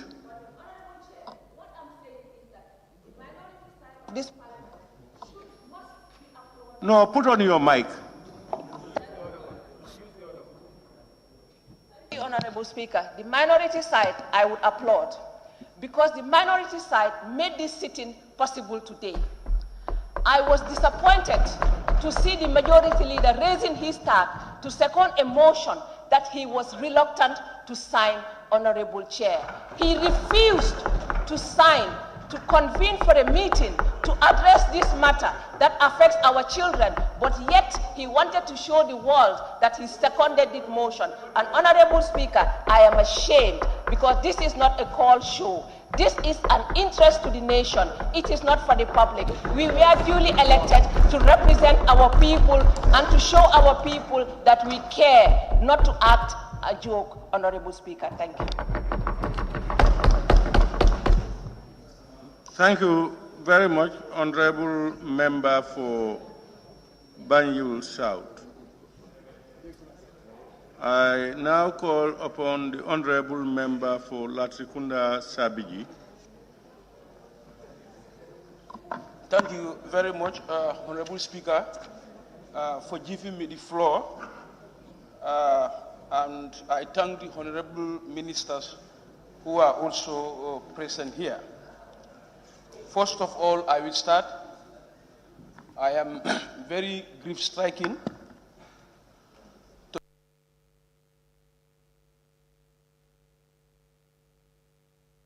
to the level that I don't agree.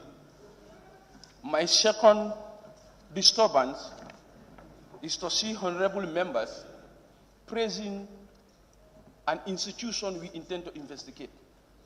Because for me, if you ask me, the ministry should rather prevent and put in mechanisms. I will not praise this or heap encomium on a ministry that fails to prevent and put in mechanisms to prevent this public health disaster. There could have been mechanisms in place, not early sign detection. Honorable Speaker, this nation mourns, this nation grieves, and this nation is effectively in a public health disaster. And I want the honorable members to be so emotionally attached to the 80-something kids that were killed by way of these poisonous drugs. Sorry. Observation, please. Honorable. The pain of Aki. Honorable, can I please observe? I spoke to two mothers who were affected, whose children died by way of Aki. One of them told me, my child cries in pain, my child groans in pain, my child dies in pain, and my child was gasping for breath. That was very unfortunate. She said the child was a very intelligent child. I couldn't control my tears. Honorable Speaker, I will only applaud the minister. Minister is a surgeon. Several times you use your surgeon's knife, pierce bodies, cut bodies to make sure people's lives are safe. You did that several times in this country, and you need a special commendation for that. But under this circumstance, Honorable Speaker, somebody must be held responsible. I am not saying the minister is responsible. I have already dilated how responsible the minister was as a medical practitioner, a surgeon for that matter, cure lives and saves a lot of lives. But under this circumstance, it is unfortunate that this happened under your watch. And somebody must take responsibility even before this inquiry. And there are heads of institutions in this country, including Honorable Minister himself, head of Pharmacy Council. Let somebody take this board decision and take responsibility of this disease. Honorable Speaker, the first appearance of Aki was one. The first victim was one.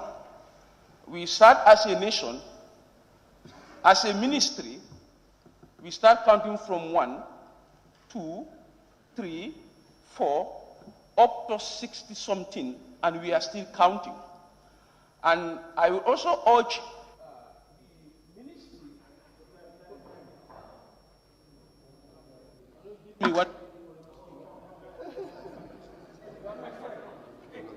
You see, that's where the discretion of the speaker comes in, and that's why, that's why I will happily deny you.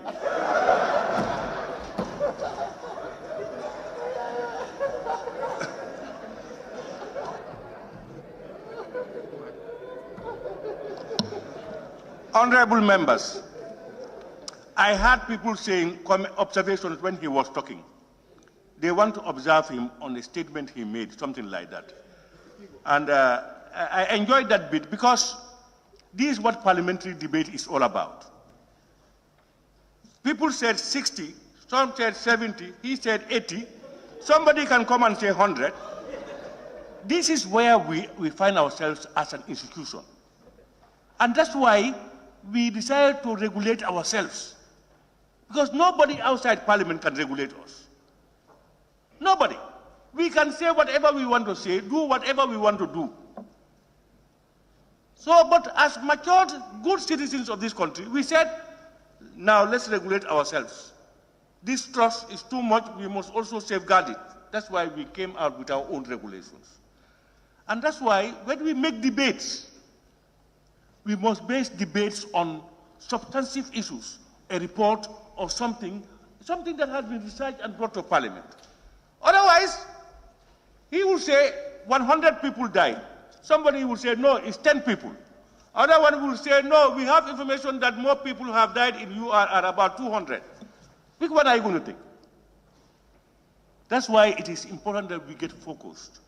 And that I'm happy that you deny the person to look into it, because he will have said, who told you it's 70, it's 80? You will equally ask him, who told you that it's 70? Or who said it's not 200? You know, these are things that we should appreciate as parliamentarians. I now invite the Honorable Member for Lower Badibu. Thank you very much, Honorable Speaker, for giving me the floor.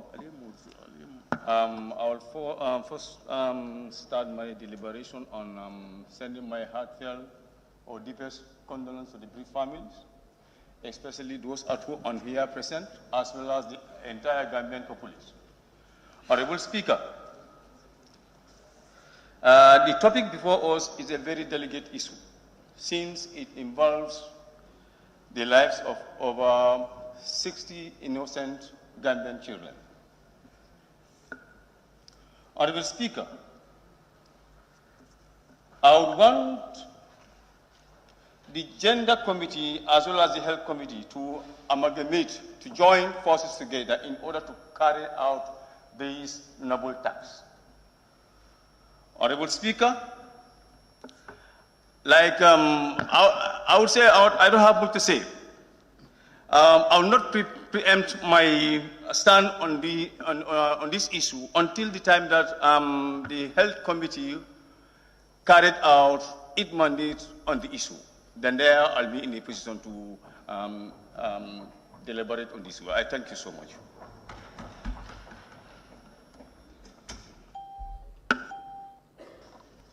Thank you very much, Honorable Member for Lower Badibu. And I invite the Honorable Member for Bundunka Kunda.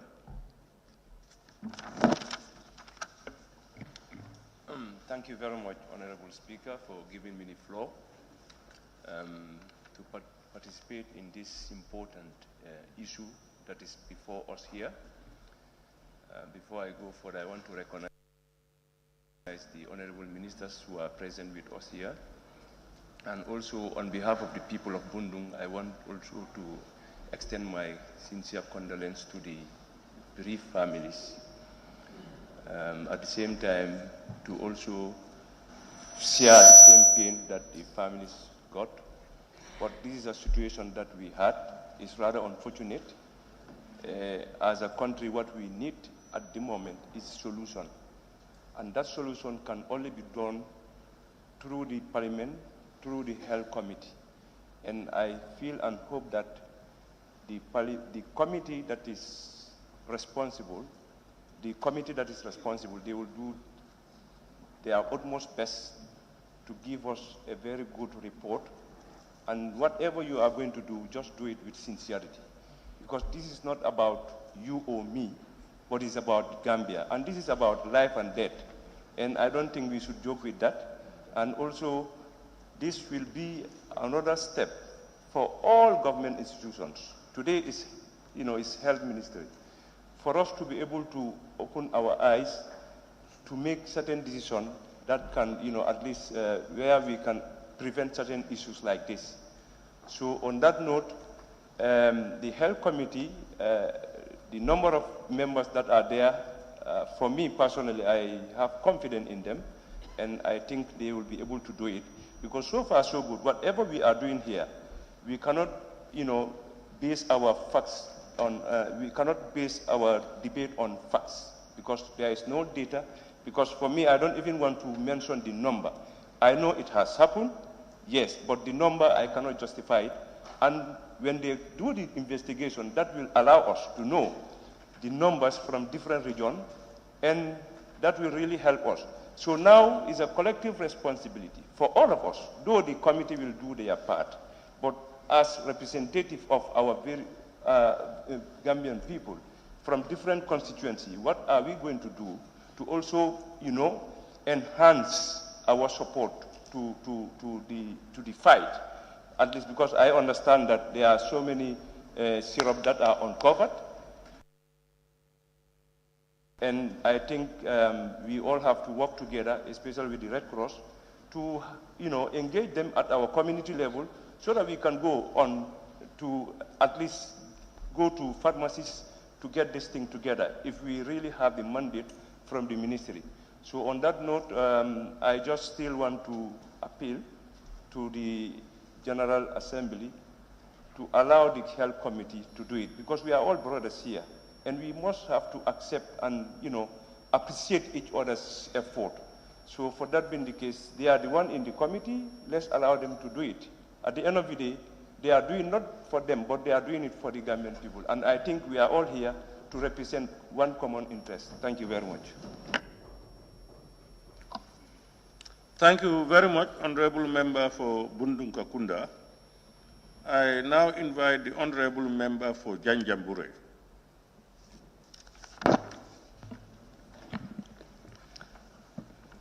Thank you so very much, Honorable Speaker. I also want to join colleagues to pay my condolences to the bereaved families, and as well as the parents that are with us in chambers here and those that are not with us. To start with, I just want to reflect on the motion that is before us here today this morning. And I just want to look at on the motion number 4, taking note of the preliminary investigation by the police on the arrest of, on the deaths of at least 70 children from AKI in the Gambia.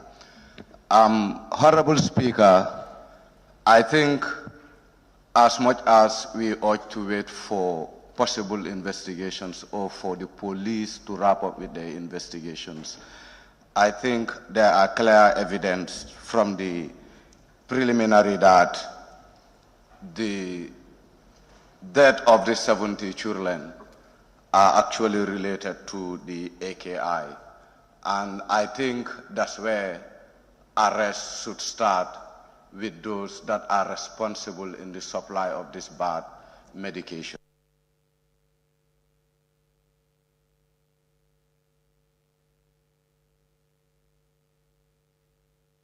Alarm. I think the alleged pharmacy operators need to be closed down as soon as possible, because I don't think we can afford to wait for another tragedy.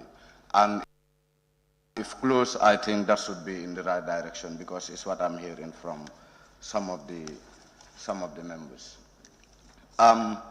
Also looking at the TOR, Honorable Speaker, I just want to join my fellow honorable members to say it will be important to have a joint select committee or special committee to look into this sensitive matter, for the simple reason that as much as it is health related, I think it involves children. And we have a whole select committee that is actually established to look into the welfare of children in this country. So it will be indeed very important to have them to be part of this committee. Also, I have actually had some of my members actually singing the Ministry of Health. And I think on this particular issue, we just need to do justice to the Gambian people. And in doing justice, I think we kind of rushing to upload the Ministry of Health rather. And looking at how this information was brought out, I think it emerged from WHO before the Ministry of Health. And we would have expected for such information to be relayed by the Ministry of Health. And I think it has in fact went to an extent that the Ministry of Health were challenging the WHO as to the way and manner the information was brought out. Also, Honorable Speaker, On the TOR, I understand, yes, but also on the TOR, I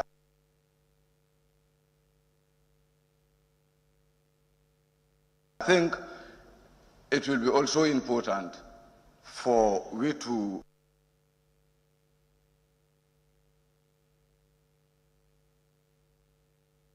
that are renting out their land scenes to, let's say, outsiders, in the pretext that they built a partnership. I think sometimes they kind of use words to confuse us in the way and manner they run their businesses. And it will be very much important to ensure that clarity is established on this particular issue, and also to understand that this moment is a moment that the Gambia as a nation is mourning. And seeing honorable members in these chambers without taking that decorum, because I'm seeing honorable members laughing, and we have the parents here with us in these chambers.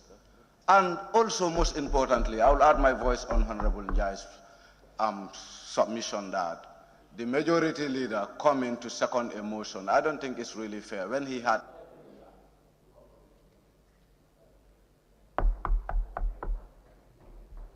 Yeah, thank you very much, Honorable Member for Janjambure. I think I remind myself of the wise words of the member for Talending. As we approach investigations, we open up. Let's not be preconceived, so that you get every information for you to make sound judgment. If we have yet to get a report and people are concluding that A and B has happened, I hope, however, it's going to be very subjective if we want to look at the report. We await the arrival of the report of the committee, which I am confident they will do a wonderful job, because they already have started. They were on it. I now invite the honorable member for Combo South.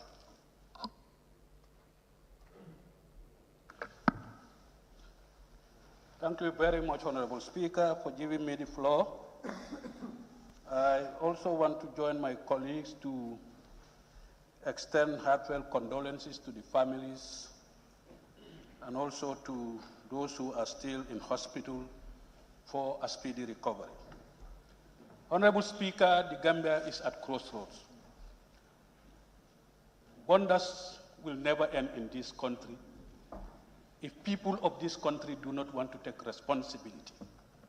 We need to take responsibility for our deeds, and we need to take responsibility for the roles that we play in our institutions.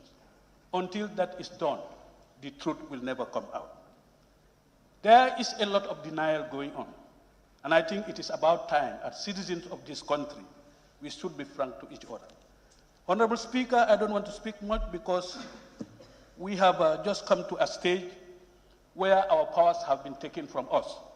And I am going to confront and I'm going to have dialogue with the chair of the Standing Order Committee to review this standing order. We cannot have our powers and leave it to a subcommittee to decide for us. This is a very important session, third extraordinary session of the 6th legislature. From April to now, this is the third extraordinary session. Things are coming up. So when you go to your ABC meetings, you need to look and gauge the importance of the issues that are going to be discussed. Don't limit us to 2 minutes. That's nothing. What is that going to tell us? This is our Bantaba, this is the place where we have to represent our people. Honorable Speaker, and this we need to move forward and forth to make sure that let's allow the members to say what they are going to say and allow them to speak their minds and to enable them to do their work correctly. So this is an issue that I'm going to take up with the committee, the chair of the committee responsible of the standing order. They are meeting, and I think these are issues that we need to look into. Honorable Speaker, I think it is about time that we look at what we are going to do. And this, the Constitution is very clear. Section 109 of the Constitution is very clear. The Assembly can set up committees. We set up a committee when we had FPAC here, when we had COVID. So it does not limit, we did not limit it to FPAC. We set up a special committee to look at the issues. That's why the 734 million was released for COVID programs in this country. So we are going to, and I am suggesting that we set up a special committee that will include the health committee, children and women and social welfare, and another important committee that is defense. This has something to do with security, and we need to work out to do that, Honorable Speaker. So I am going to end up here, and then when we come to the nitty-gritties and the report when it is out, I will do my research. I have all my volumes here, and we are going to do it. But the National Health Pharmacy Control Agency, the National MCA, the Ministry and the Pharmacy Council should take responsibility, Honorable Speaker. I beg to move. Thank you.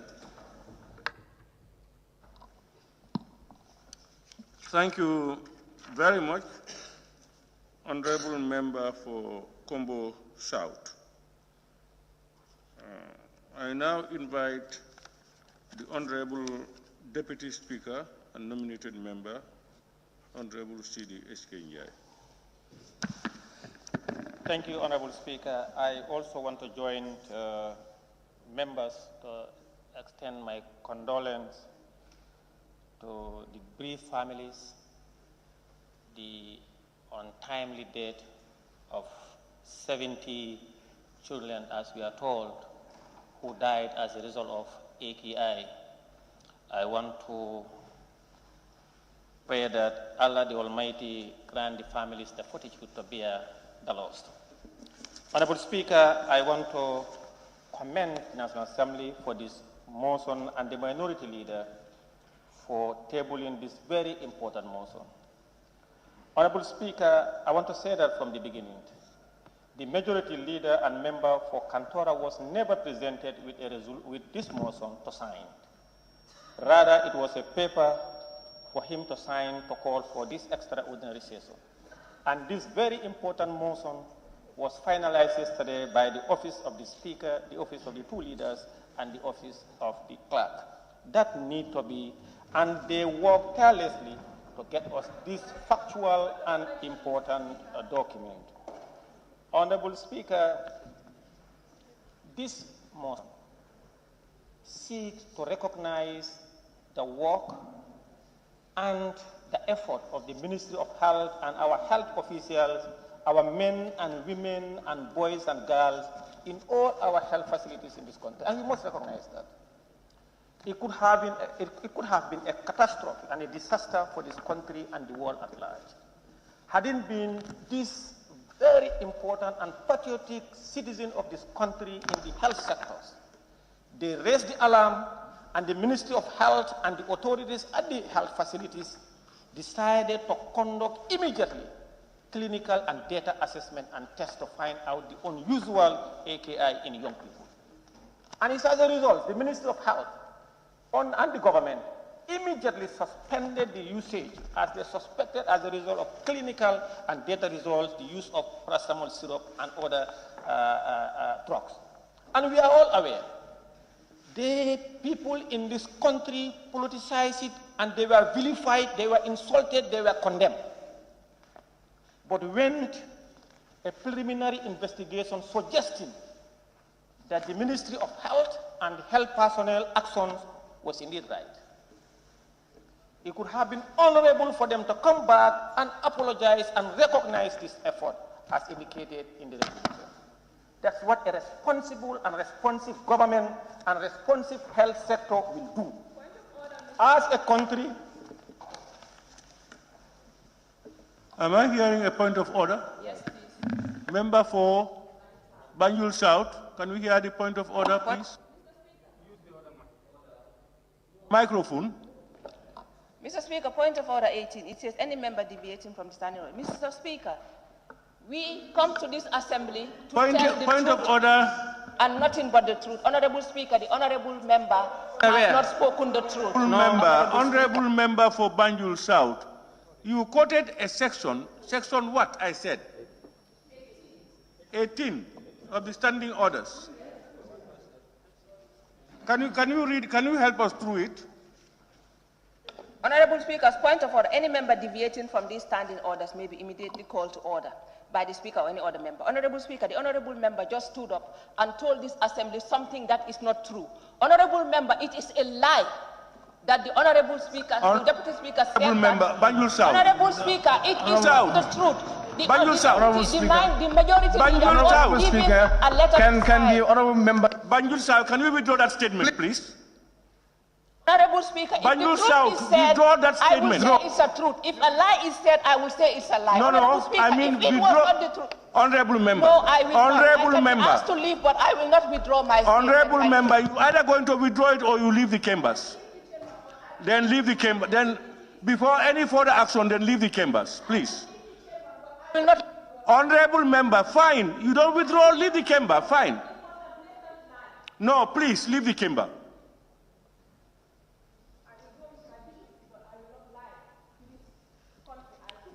We want sanity in this institution.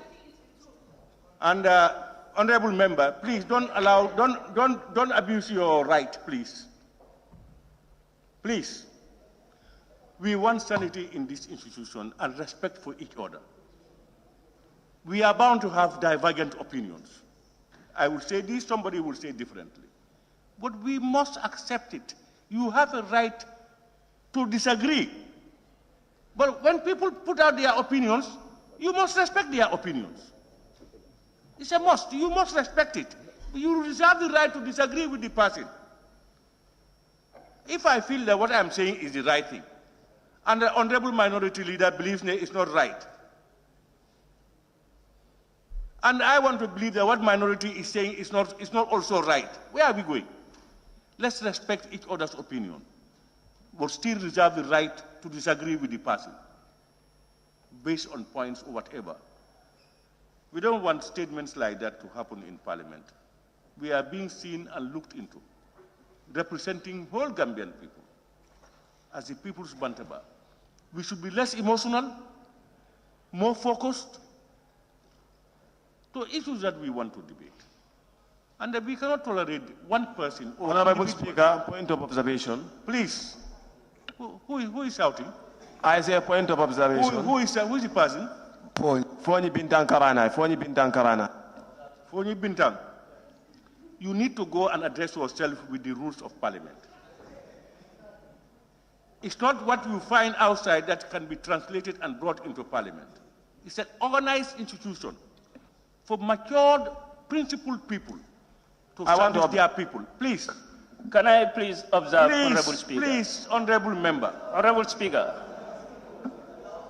Yeah, I shall observe him. The Honorable Speaker. What members? You are not the owner of the... Who is talking? He's above observation.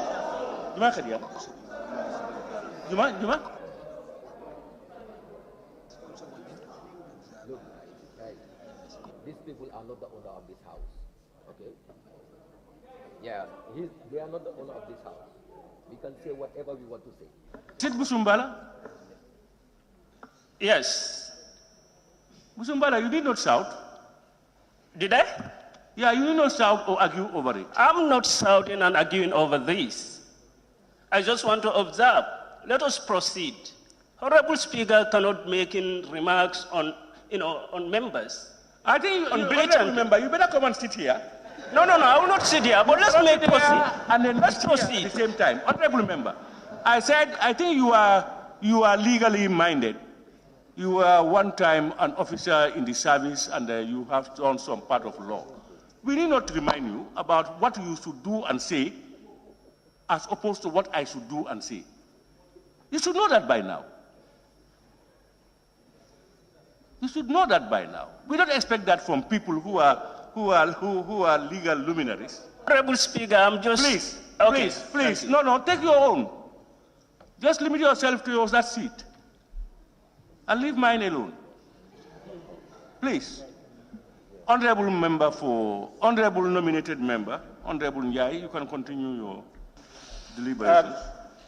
Thank you, Honorable Speaker. I'm not sure that they have not eaten into my time. Honorable Speaker, bullet number 5, acknowledging the efforts of the government and in particular the Ministry of Health since the outbreak, notifying WHO as well as requested for an investigation into the matter. Honorable Speaker, as I said earlier on, we want to commend the Ministry of Health for this. Even when it came, they notified the World Health Organization to assist. And that is commendable. That is the truth. We know there must have been lapses or ill-equipped, but the personnel at the Ministry of Health, when they noticed it, and the Ministry of Health, as indicated in this also, went further swiftly and suspended the importer's license and also recalled an order for the suspension and recollection of all this medication only on the interest of the welfare of the people of the Republic of the Gambia. Honorable Speaker, noting the effort of this Parliament, since this happened, the Select Committee on Health, Refugee and Disaster has been at work, as enshrined in the 1997 Constitution and our standing orders. They had series of engagement with health officials and others with regards to this. It is only prudent that we commend them, we allow only them to continue the work they are doing as stated in the motion. Thank you, Honorable Speaker. Thank you very much, Honorable Deputy Speaker, nominated member C.D. Njai. I now invite the Honorable Member for Fonyi Jarol.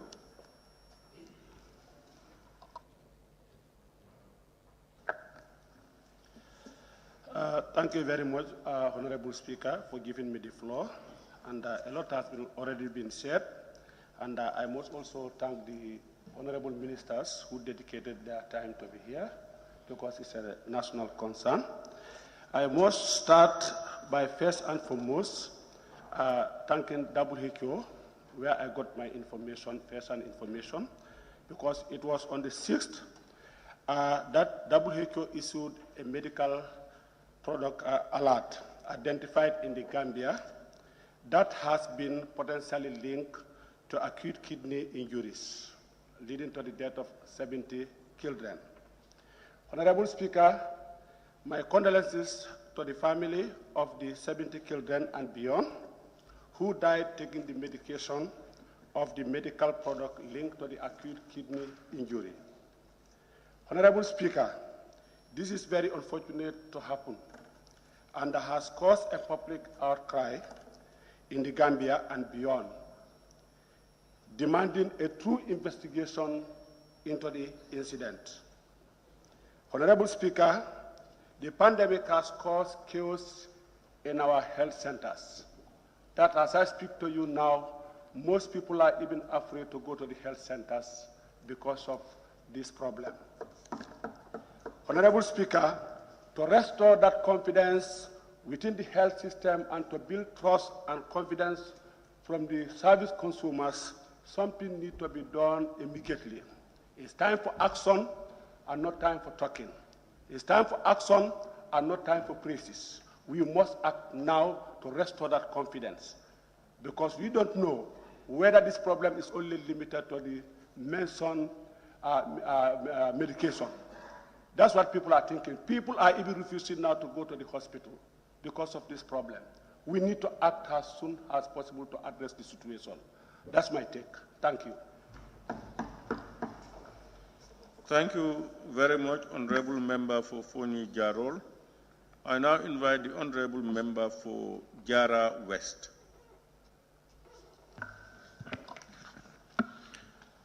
Thank you very much, Honorable Speaker, for giving me the floor.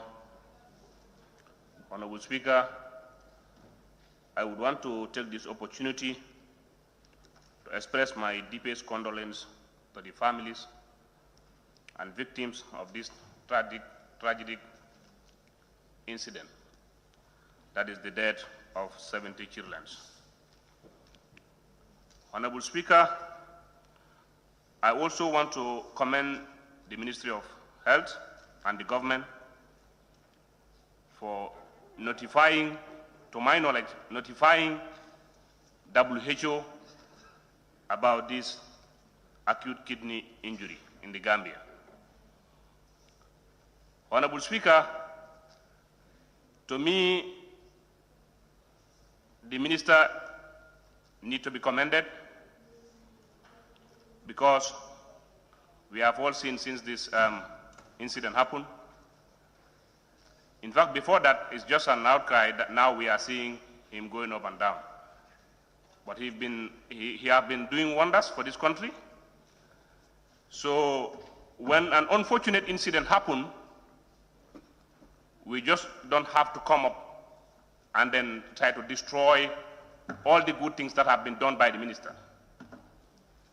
Yes, if you are with a portfolio, God forbid something dangerous or issues happen, that is disaster or calamity, you have to be mentioned. But let's also not forget, he has been doing good for this country. I don't think there is any genuine Gambian who will wish death for his or her colleague in the Gambia.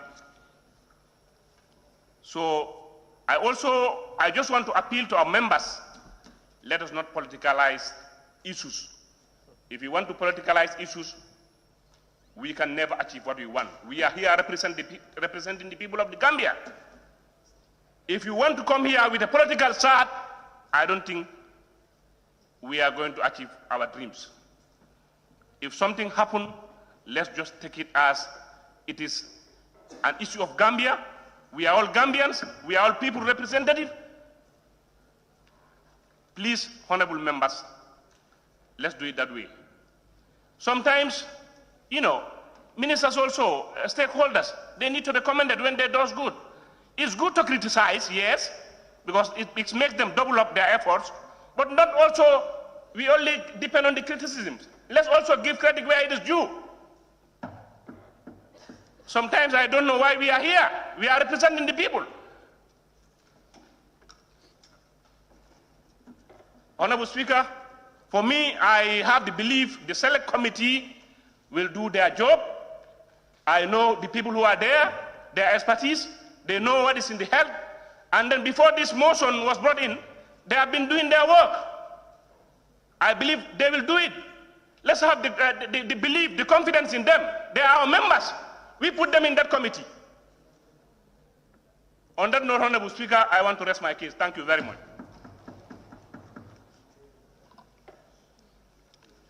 Thank you very much, Honorable Member for Jara West. I now invite the Honorable Member for Fonyi Bondali.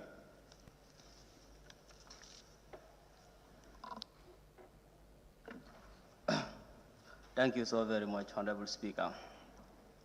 I would like to extend my deepest condolence and sympathy to the family and the victims of this tragic incident, to which I am part of. Fortunately for me, my child is still alive, but still going through the pains and struggling, which I am appealing for help. Honorable Speaker, I'll go to number 8, which reads, concerned that some quantity of alleged contaminated drugs are still unaccounted for or recalled. I would like to urge the Ministry of Health to continue on their good work or to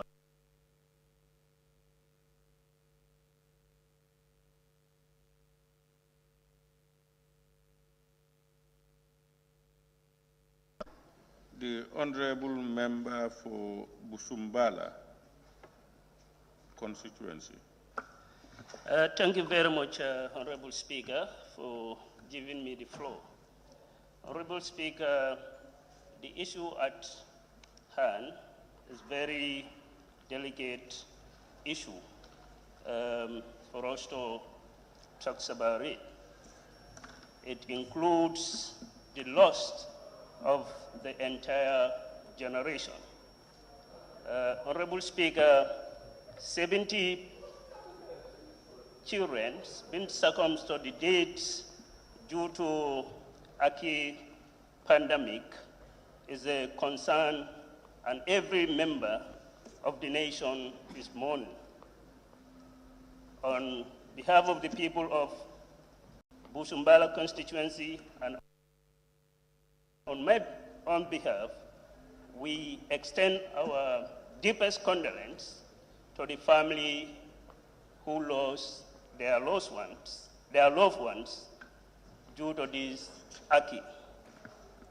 Honorable Speaker, we pray to Almighty God to grant these bodies to the highest place in Jannatul Firdaus.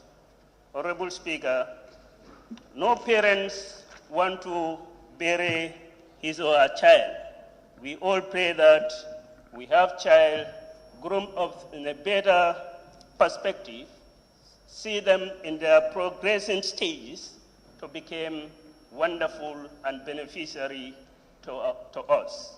It's unfortunate that these parents are witnessing this, and the nation at large is crying, is mourning for the loss of these children. Honorable Speaker, the death of these children has been reported by the Minister of Health can be attributed to a negligence by the government and his ministry. The only crime, Honorable Minister, these children have committed is to be born in a country whose medical security is not being at its best. Honorable Speaker, it is the primary responsibility of the government to provide primary health care delivery service to every member of this country.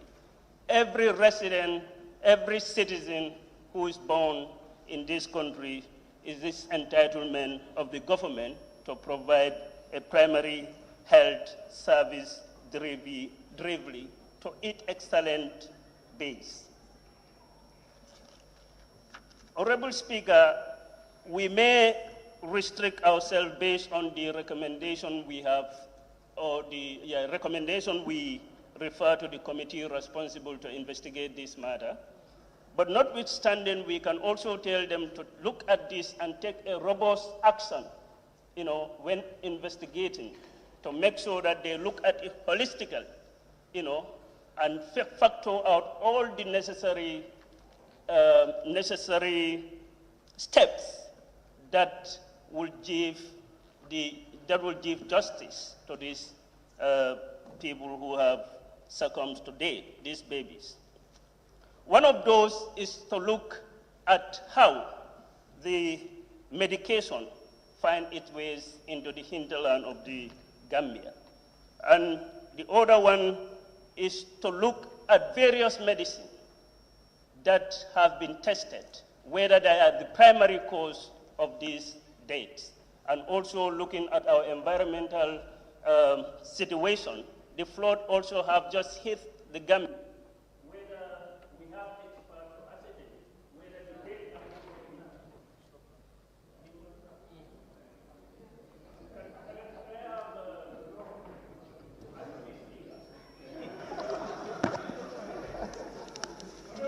I am happy that you know that the speaker is there. He is not the speaker. I give you 30 seconds to round up.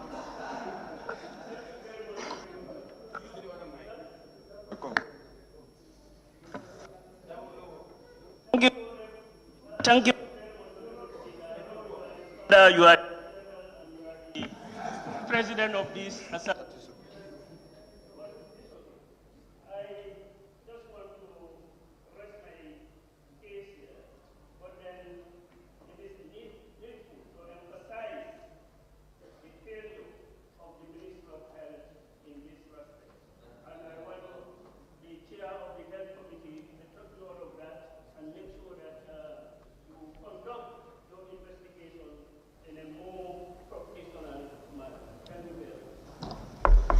Thank you very much, Honorable Member for Busumbala. I now invite Honorable Nominated Member Keba Lamfofana.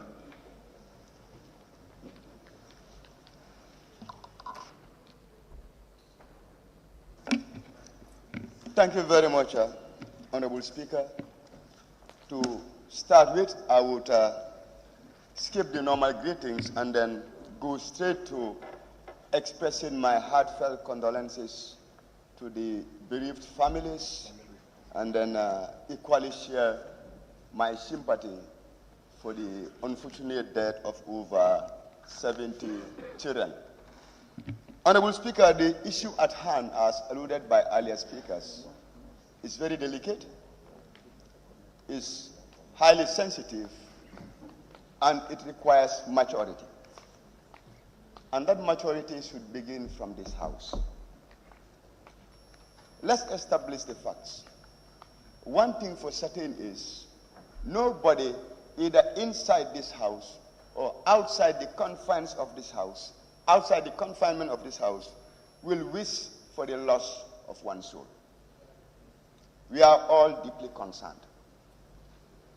And with that, I would like to associate my deliberations with the prayers as contained in the motion presented before us to say, one, these deaths are linked to some contaminated syrup, which is explicitly expressed in the prayers of the motion, number one. And that makes it more worrying, because practically people take medicine to be healed. You don't take it to have something of what? An unfavorable nature.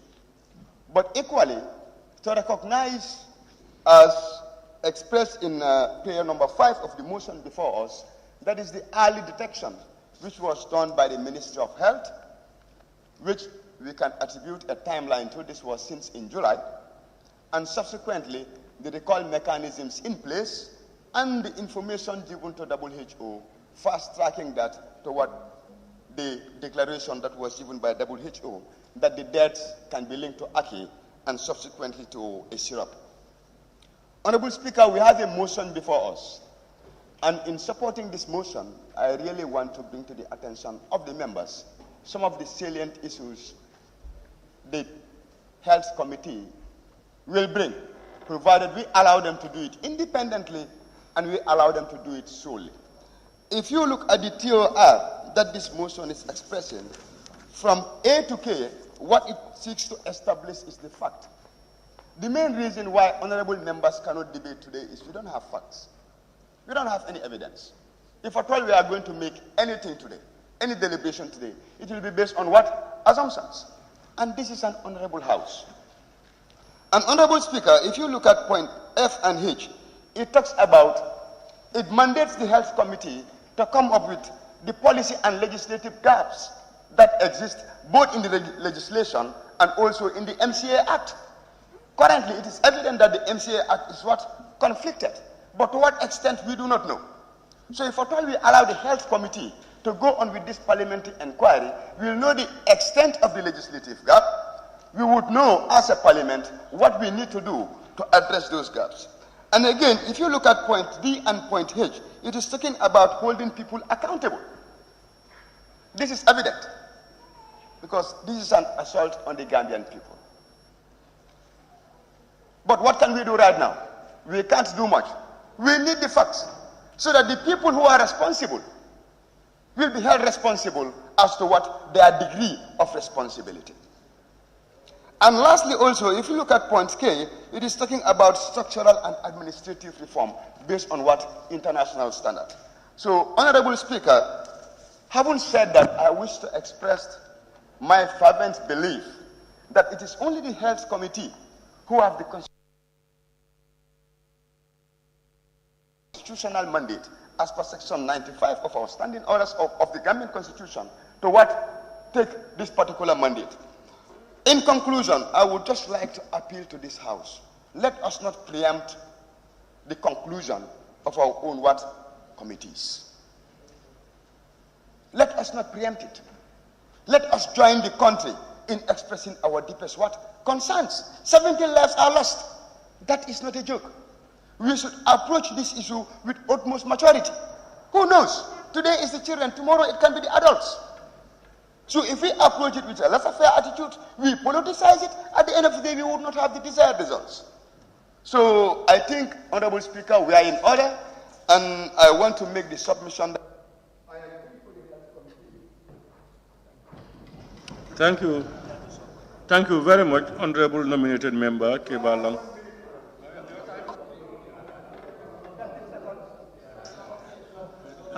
He's asking. Honorable Member, I have not heard you.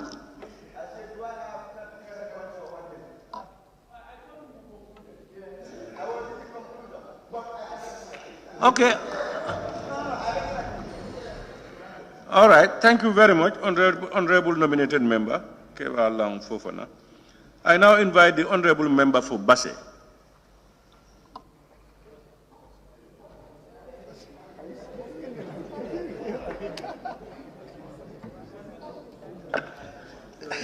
Thank you, Honorable Speaker, for giving me the floor. First of all, I have to acknowledge the presence of the Honorable Minister for Health and other cabinet ministers present here. Honorable Speaker, I rise to add my blessings to the motion, which I have to applaud the minority leader for coming up with this motion, and which is very timely. Honorable Speaker, I also have to express my deep condolence and sympathy to the families and the victims of this tragic incident. Honorable Speaker, I have to thank the government, the Ministry of Health, and the members of the ministry for their swift intervention when this strategy was alarming, or else it would have been something. Looking at some of the points highlighted by the mover of the motion, I quote, number 3, noting government and health authorities engaging investigation about the causes of these unfortunate deaths and these reported allegations of the contaminated drugs. Also looking at number 6, recognizing the action of the Ministry of Health in suspending and recalling the alleged contaminated drugs in the Gambia, as well as raising alarm. I think these actions have shown the government and the ministry they are responsible in what they are doing as they are serving the Gambian people. Honorable Speaker,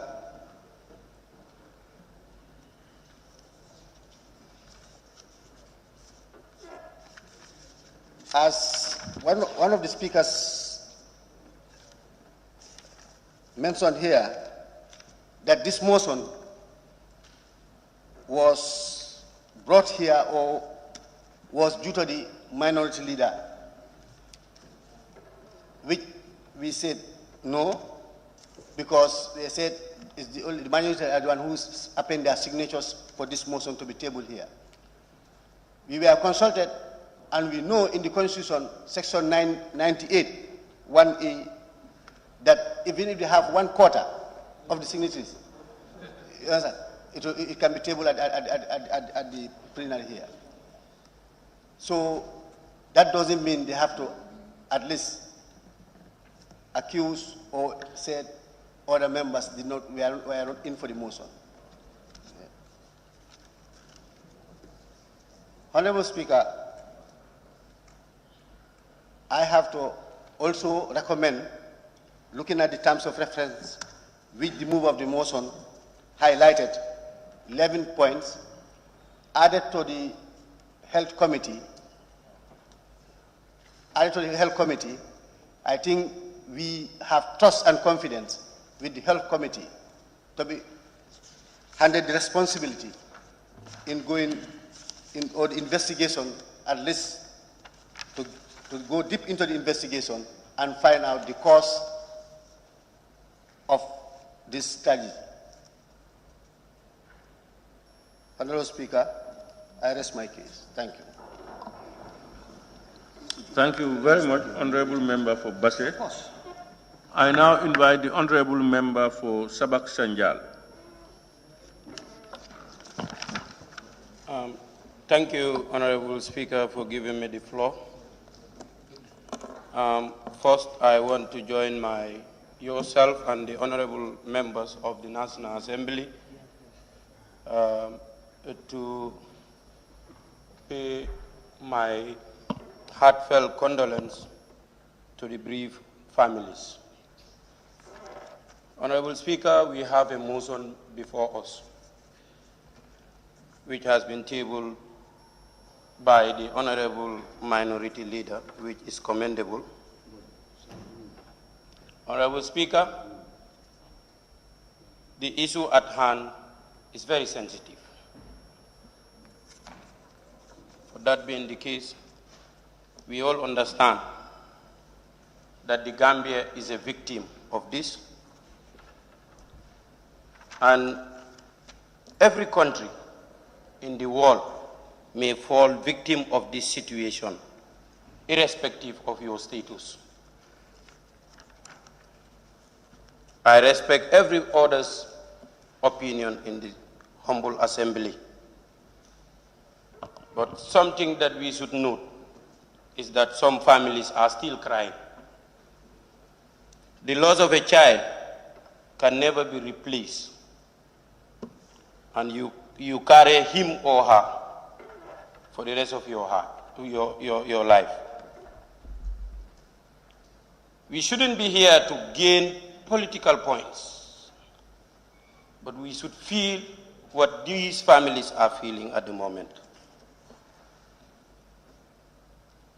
Honorable Speaker, looking at the motion, it states, noting government and health authorities, under number 3, ongoing investigations about the causes of this unfortunate death and the reported allegations of the contaminated drugs. We are saying that we want the Committee on Health to conduct an investigation onto this matter.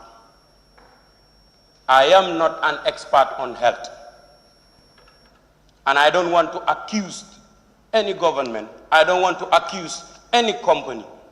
Although we Gambians, Gambian health workers, Gambian children, Gambian people, Gambian government has been assaulted by unscrupulous companies, by unscrupulous individuals.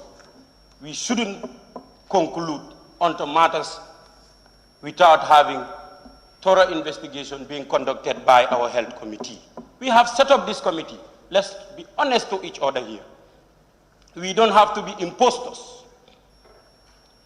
We entrusted them the powers to scrutinize the activities of the Ministry of Health and any health-related matter. If we have trust on this committee, let us move this issue to the health committee and wait for their report before we accuse each other here in this assembly. We are honorable members, and we should behave as honorable members. Anything we are saying under this building should be based on facts. Remember, credit should be given to those that deserve it. I will not give credit to WHO without giving it to the Ministry of Health. It is clearly stated under this motion that acknowledging the efforts of the government, and in particular the Ministry of Health, since the outbreak, notifying WHO. It means it is the ministry that notified WHO of this issue, and not WHO notifying our humble ministry. We have to start encouraging our people. When they do the right thing, we have to put it straight and say they are doing the right thing. This is one way of motivating our civil servants. What are you telling our nurses and doctors? If we are to stand here and sabotage them, what are we telling them? Are we encouraging them or are we discouraging them? Honorable Speaker, with those simple remarks, I humbly submit. Thank you. Thank you very much, Honorable Member for Sabak Sanjal. I now invite the Honorable Member for Nyanija. Thank you very much, Honorable Speaker. I'll be very, very brief, but just to join my colleagues and also pay condolence to the already briefed families and all those who are admitted within the health facilities and pray for them for a speedy recovery. Honorable Speaker, it is very sad and then it's a concern to every Gambian that this is happening. It is unfortunate, though history and records have told us this is not the first time it is happening in other parts of the world, but in the case of the Gambia, this is the first time. So we have to capitalize on this and make the best use of this unfortunate circumstance and come out with something that is very positive at the end of the day. Honorable Speaker, I just want to emphasize on one thing, that is the issue of the time limit. This, if I don't talk about, my heart will melt because I'm the one who moved the motion. For God and heaven's sake, we are guided by our standing orders and we have committees responsible. If a particular committee agree on something and you come here, it's not a matter of being bipartisan or whatever. Every party have representative at the ABC. We are represented there by our party line. So if we agree on something and we move it here, I think it's something that we should not dwell and talk about anymore. Moving on, Honorable Speaker, on the issue of convening this session, and then I request the Office of the Clerk to provide copies where all the signatories are and deposit it in our picking holes. Because as far as I know, I append my signature on this because I see it as a matter of public health importance. Coming from a party in government, I did not see this as something which you know that it is a challenge on the government or whatever. I see it as a matter of public health importance. And then also as chair of the committee, I see it as something which you know is my responsibility. If such a motive is moved, I support it. And I append my signature on that circular. So you cannot call it as it is engineered by the minority side or whatever. Please, that is a misleading and wrong statement. Honorable Speaker, moving on to the Health Committee, and this I must emphasize. To whom much is given, much is expected. As chair of the Health Committee, we've already started, as other members have alluded to. And then I just want to thank the Honorable Minority Leader and all other Honorable members who are in support of this motion, and also urge all honorable members to join everyone here for us to support this motion. Because as a health committee, it is a tool of the National Assembly, especially the plenary, for us to dip into this matter and come out with something positive, come out with something as evidence as we can lay our hands on and then present our case to the general public. Because I know many have been talking, what have the National Assembly done in this regard and so on. We have been doing a lot, but as far as the matter is here, I take it as an opportunity for us to widen our scope, and then this is just a matter of like enriching our already started work to come and report back to plenary. And then I assure you, we have a very committed and competent team within the health committee. You have health experts there, and you also have experts in various areas. And also, don't forget, we have right honorable members there who are serving their second term. So be assured we will do everything judiciously and according to the standing orders and according to the Constitution. That one I can assure you, and then we count on the support of everyone. Honorable Speaker, I cannot take my seat without also expressing my thanks and appreciation to the Ministry of Health.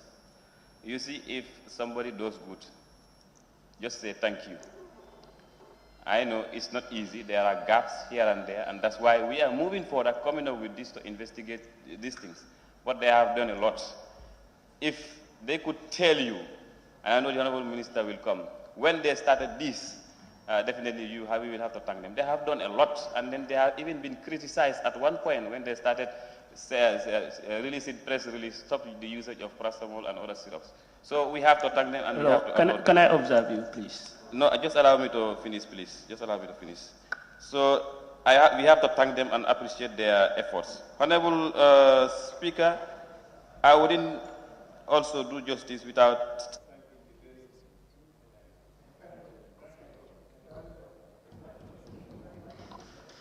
Yeah, you... Okay, thank you very much. I just wanted to finish by saying all the details that honorable members are asking for, most of them are already in hand because, as I said, we started and we requested documents from the various ministries and departments. And equally, the details about the outbreak and then like the epidemiology of cases and so on. We have a very competent unit under the Ministry of Health, that is the Epidemiology and Disease Control Unit, that also need to be empowered, but I know they will provide all the relevant information in this regard, and at the end of the day, we will all be happy when we lay our report here. Thank you very much. Thank you very much, Honorable Member for Nyanija and Chairman of the Health Committee. Honorable members, I now have the pleasure to invite the Honorable Minister of Health to make a statement and partake in the debate.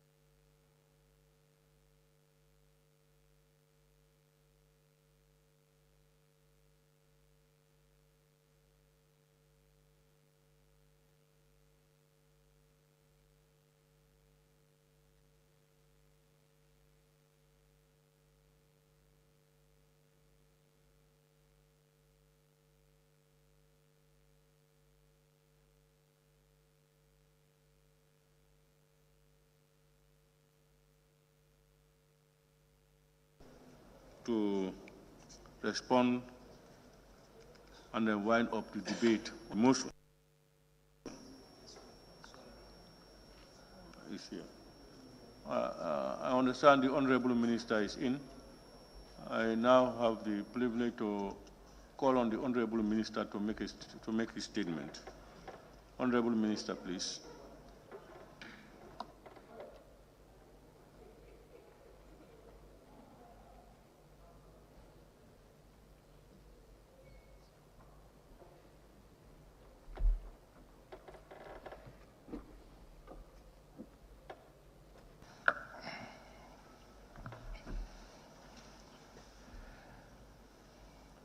Distinguished Honorable Speaker and National Assembly members, thank you for inviting my team and I to this extraordinary session of the National Assembly on the death of children due to acute kidney injury. I acknowledge the presence of the Honorable Ministers, my colleagues, and the bereaved families who are here with us to be part of this process, and other distinguished individuals who are gathered here. We would like to extend our sincere condolences to all the families affected, all the families who have lost their loved ones, and we pray that Allah grants all the departed children Al-Jannatul Firdaus.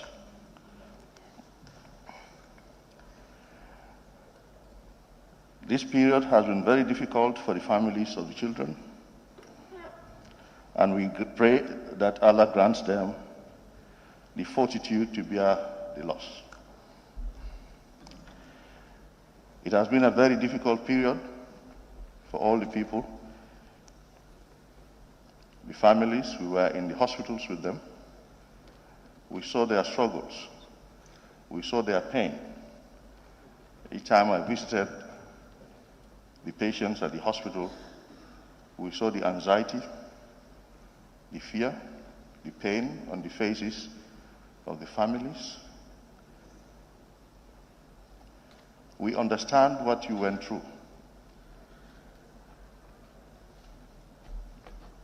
but only Allah can comfort you. Pray that Allah comforts all of you. As I said here, our work is to save lives with the help of the Almighty Allah, and we've been doing that to the best of our ability. When we lose lives as health workers, we quietly cry. Sometimes we hide behind and we cry as much as the families. And in this case, we all cried quietly with you each time you lost a family member.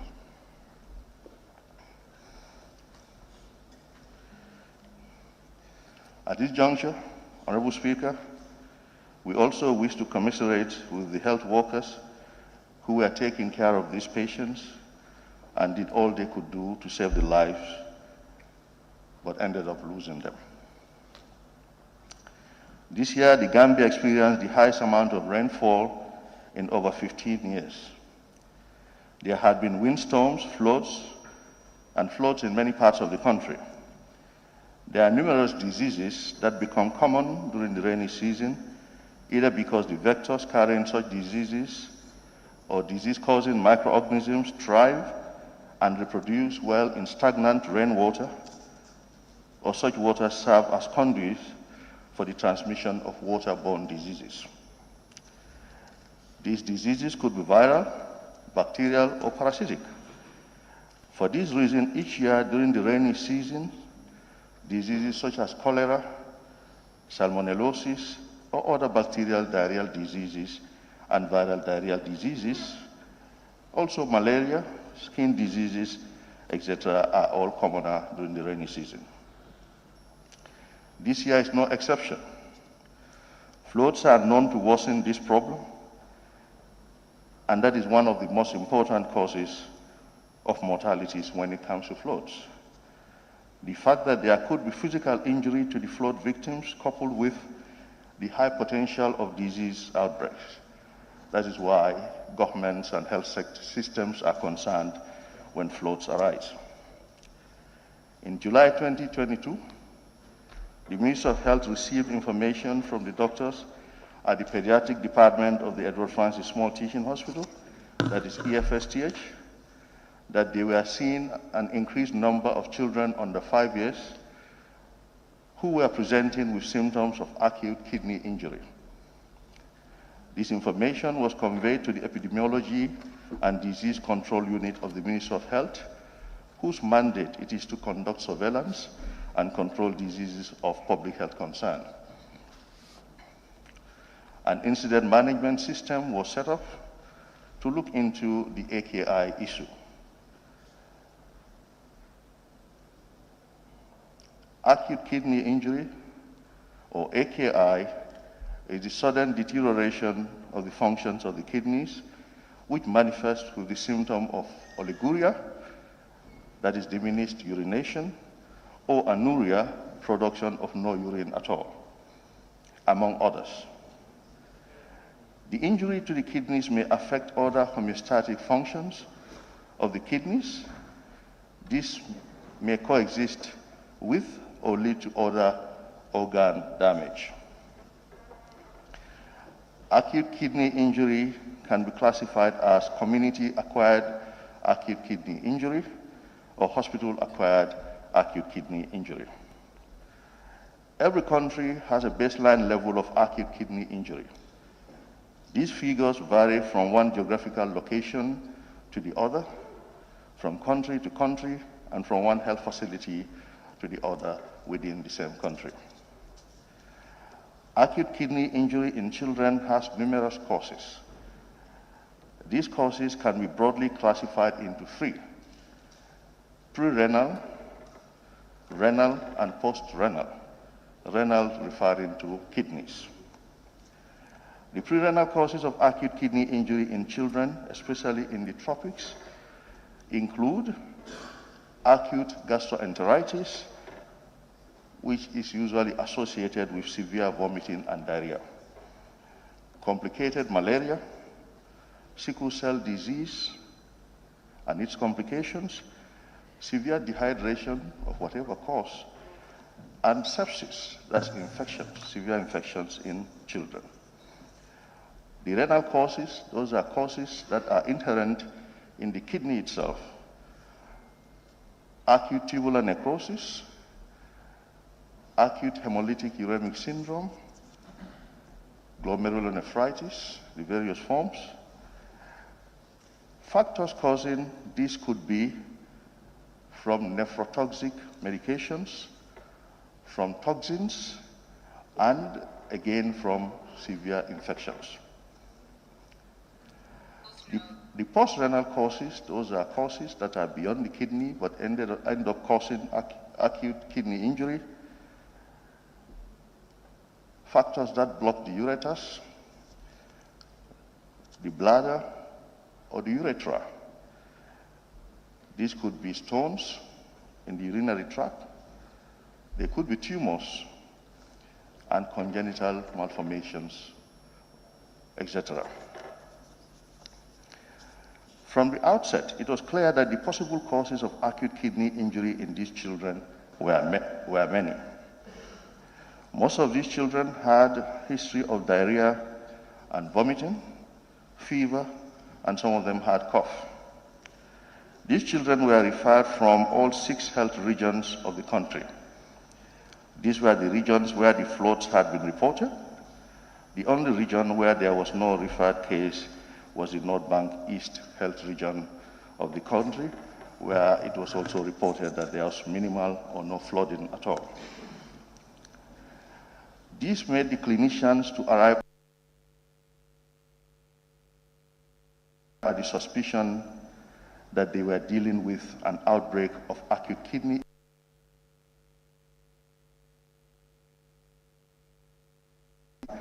that they submerged the pit latrines and the wells, thereby giving rise to contamination of the sources of drinking water. The possibility of diarrhea and vomiting causing acute kidney injury was entertained. Health workers were dispatched into the communities to take water samples for analysis. It is important to note that some of these samples, when tested, yielded a type of bacterium called Escherichia coli, or E. coli for short, which is one of the commonest causes of diarrhea and vomiting in children. Severe diarrhea and vomiting by themselves can cause acute kidney injury. Some strains of E. coli can cause hemolytic uremic syndrome, which can also lead to acute kidney injury. Further analysis by sequencing of the bacterial isolates indicated the presence of Escherichia fergusoni. This bacterium also has the potential to cause hemolytic uremic syndrome, which can also cause acute kidney injury. As all this was happening, the clinicians were seeing more children with acute kidney injury. In our newly established postgraduate training program at the EFSTH, with the support of the World Bank, we have employed 16 senior doctors from the West African sub-region, including a professor of pediatric nephrology. This is a professor of kidney disease in children. We also now have a Gambian nephrologist, that's a kidney disease specialist, at the Edward Francis Small Teaching Hospital. The experience of this professor in Nigeria and the information given in other countries like Bangladesh, Panama, Pakistan, and Haiti, and others, increased the clinical judgment of the team of clinicians that the potential of contaminated medicines causing the acute injury should also be explored. This is coupled with the observation that many of these children were also given various medications for their currently existing illnesses.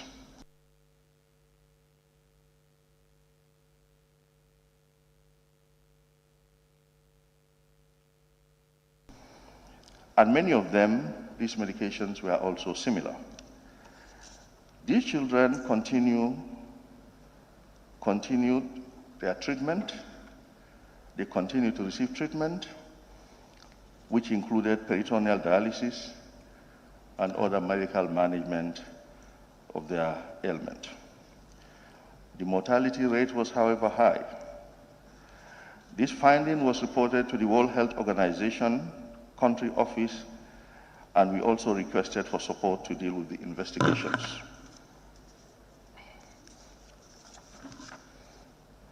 With the help of the World Health Organization, blood and stool samples were sent to World Health Organization, that's WHO, accredited laboratories in Senegal to help in the identification of any pathogens or contaminants in the stool, blood, and medication samples that were sent together. The process was tedious, but however accompanied by rigorous follow-up. The results yielded the proof of E. coli in the stool samples, in stool samples. Two of the samples sent yielded E. coli serotype 0157, which is a cigatoxin producing E. coli.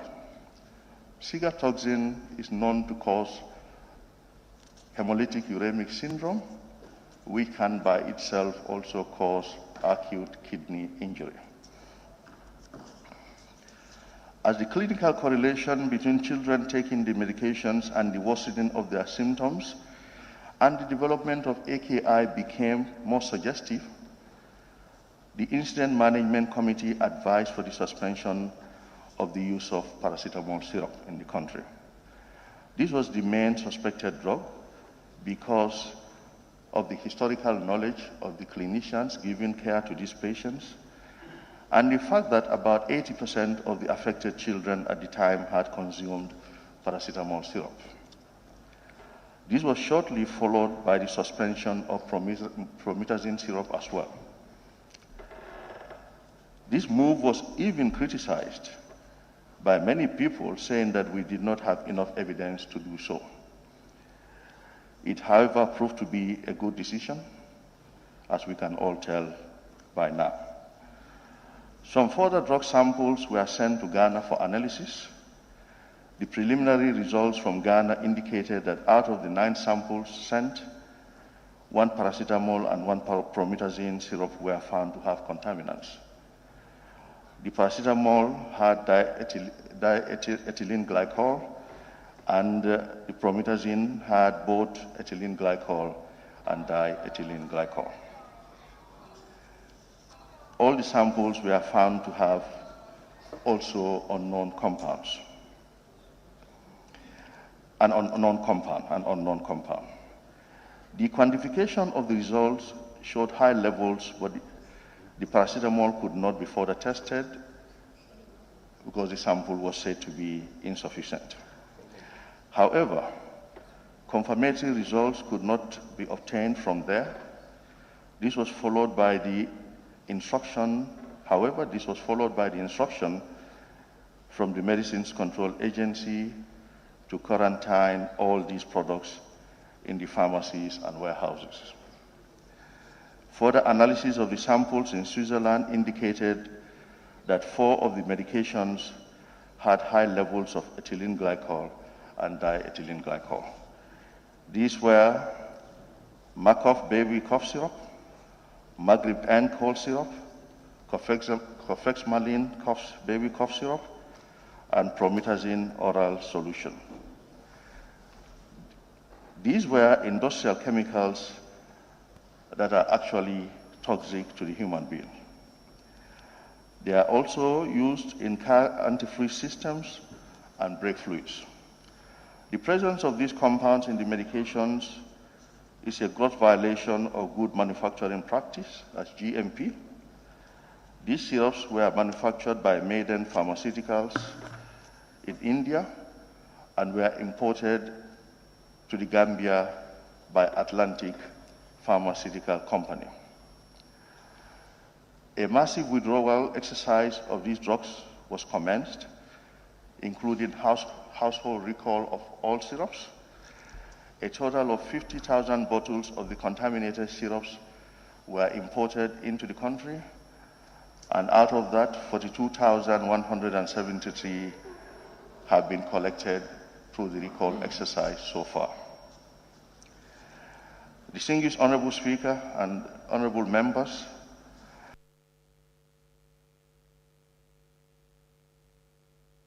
we had over the years to reduce morbidity and mortality in the Gambia. In this vein, government has embarked upon health facility expansion, provision of more laboratories and other equipment, and massive capacity building exercises. This is yielding results. Reduction to 178 per 100,000 lifeguards this year. To 49 to have lost 70 children under the age of 7 to acute kidney injury. In 4 months, we lost this number of our children. 7 of them passed away in Senegal, where they went to seek for further treatment. A total of 82, a very difficult moment of sergeant. For the staff taking care of these teams, work acute kidney injury in children has been found to have a very high mortality in many of our countries. During this period, peritoneal dialysis capacity was enhanced and required materials were procured. Emergency medications and equipment, including 2 hemodialysis machines for children. Period, many the WHO at various points, WHO Africa regional government experts, scientists, and they have been working diligently this outbreak to an end. So, and conclude, it should not be forgotten that the contaminated drugs are the most suspected, but other possibilities or other possible causes like severe diarrhea and vomiting, bacterial infections, complicated malaria are all possible causes. Distinguished Honorable Speaker, National Assembly members, the issue of counterfeit or substandard medicines is a massive global problem. It is a multi-billion-dollar entity in which some selfish individuals thrive on the suffering of other people.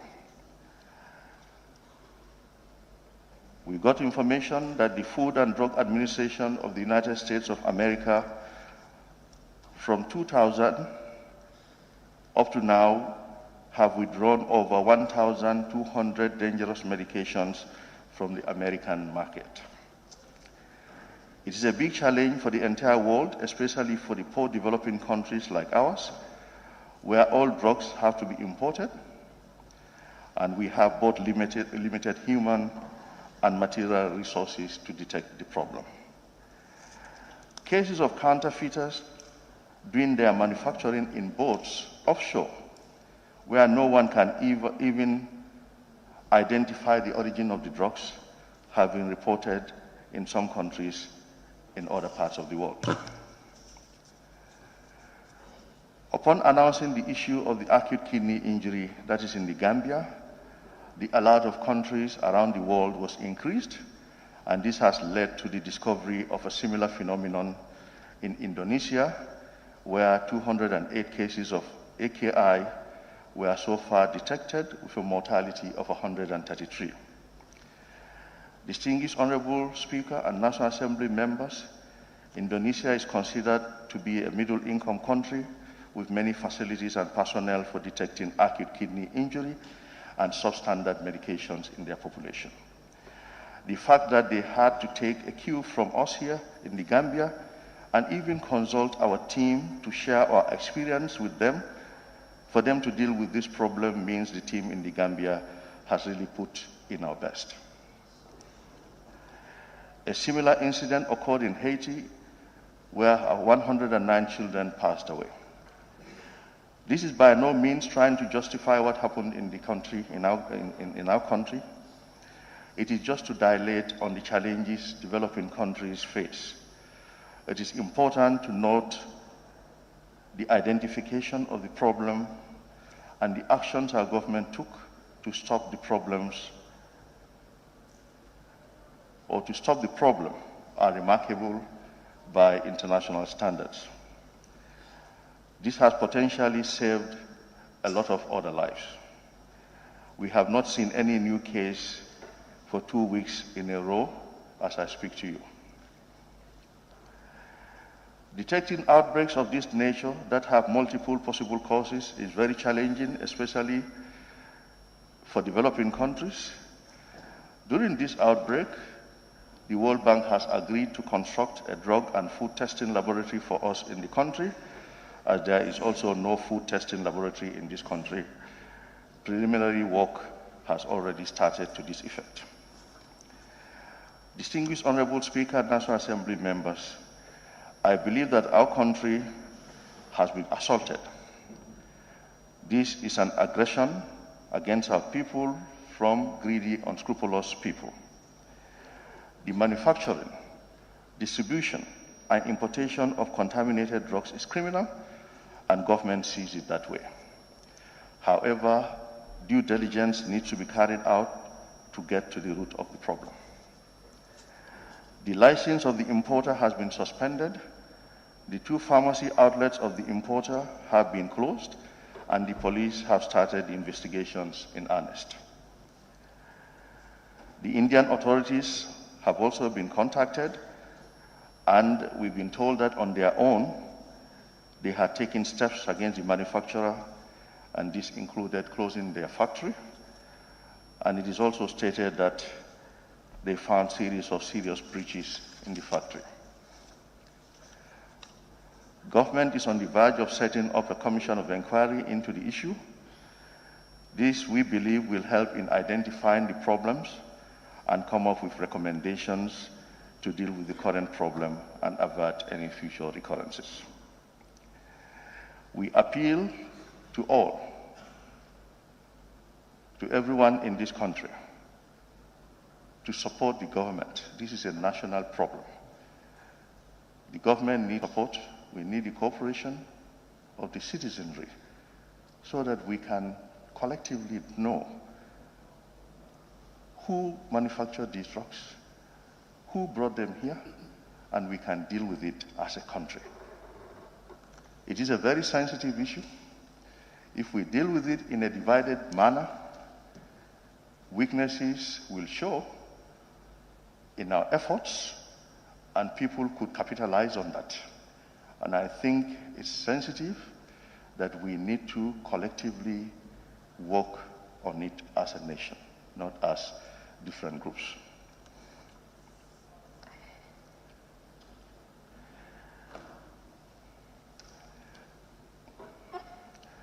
This will help government, the health experts and the partner experts working together to also establish the causality or causalities of death, to assist the police in their investigations and the commission of inquiry in their deliberations. With this, inshallah, we'll get to the root of this, and I thank you very much for your kind attention.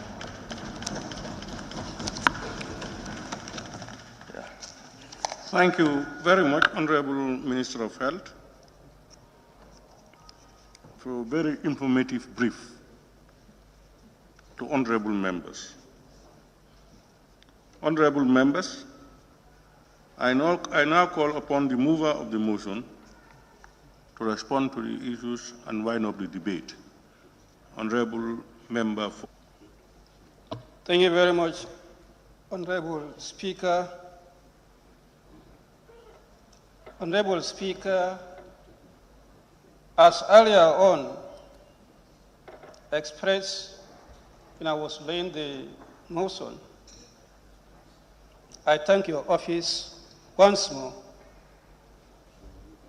for accepting the request made by honorable members for this extraordinary session to be convened.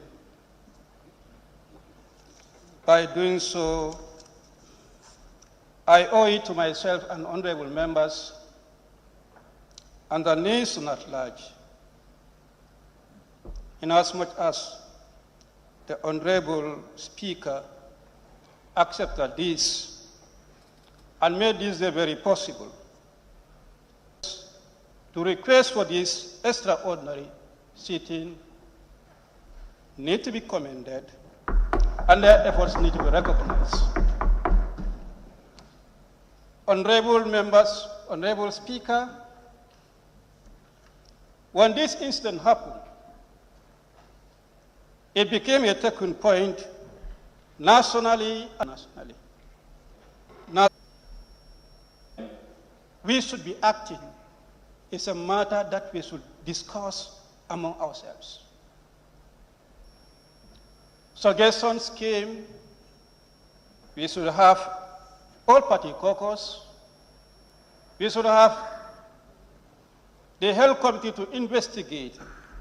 And then we should have extraordinary to give the weight of the commitment that we desired.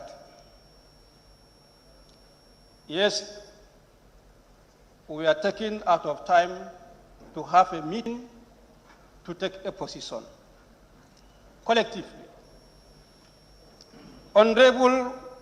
Some honorable members saw the need to go for the third option, extraordinary. A letter was drafted and sent for members to sign. As one of the leaders, I saw the need that may not be proper to leave members to go on their own without one leader leading them. I understand the situation of the majority, and I told him, I will kindly excuse you, and I will take the leader. I took the draft, fine-tune it in a parliamentary manner, and the language that suits the parliament, and made a release for members who were making their positive comments in support of the move. That is to say, this move did not come from one side. It is the National Assembly of the Gambia. That is to say, it is not a move that is trying to politicize the unfortunate situation. As embedded in the letter, Honorable Speaker, if you will allow me to read.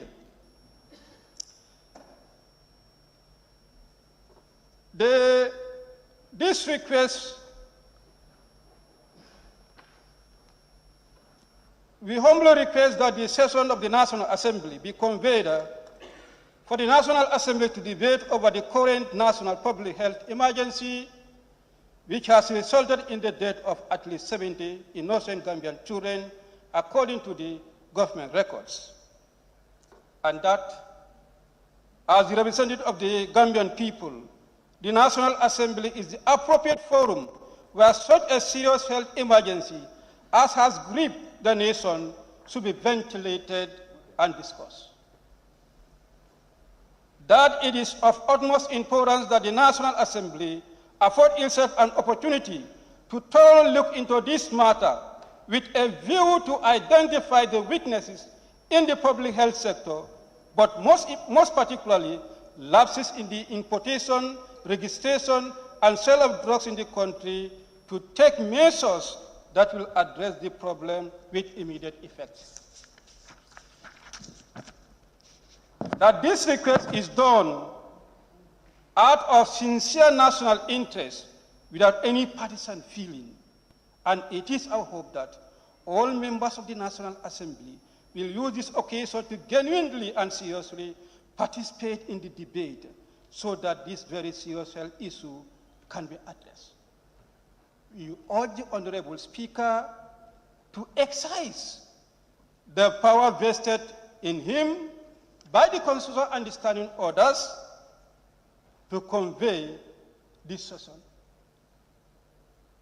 Honorable members, it is in this spirit that this session has been convened.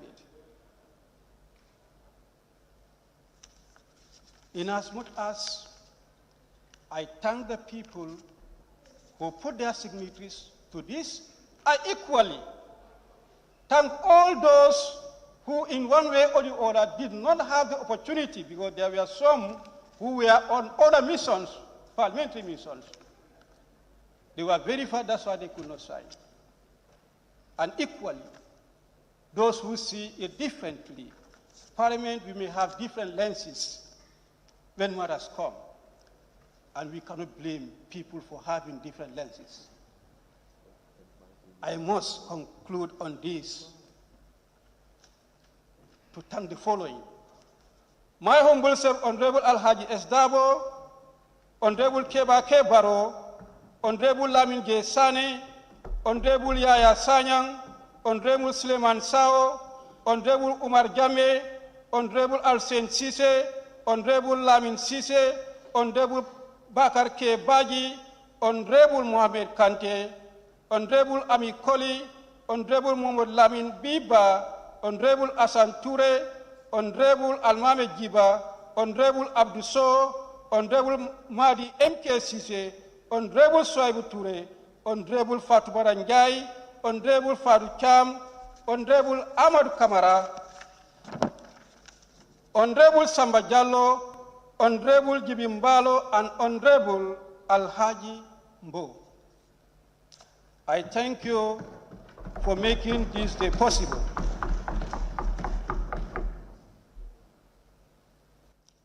Honorable Speaker, having said so, we are expressing condolences. All the members, they are joining the general public to express their heartfelt condolences to the victim families and wishing those who are currently hospitalized for speedy recovery. Yes, at one point, some members were pressing certain authorities. I believe, inasmuch as we have constituted a proper parliamentary inquiry on a matter, that somebody should be held responsible for what happened. We should not be very quick to be giving praises. I underscore the position taken by a member that we should not have a preconceived mind to do our investigation. And we should not try to do anything that will preempt the outcome of the investigation. Equally, we should not be pressing anyone to do what you are responsible to do. And if there is something that is wrong, that is wrongly done, somebody or some people are responsible. At this juncture, we cannot say who is responsible. Then therefore, we cannot be pressing anyone.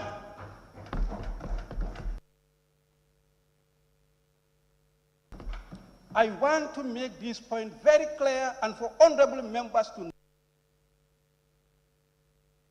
know, because the task that we have given to the committee, we want the committee to do the work judiciously and in the right way. It should be needfully done. When that is done, this assembly is going to take the right position on it.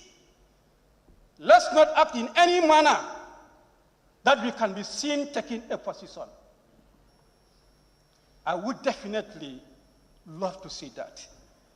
And I will want the committee that is to be taxed to definitely, diligently, they should not have any preconceived mind to do their work.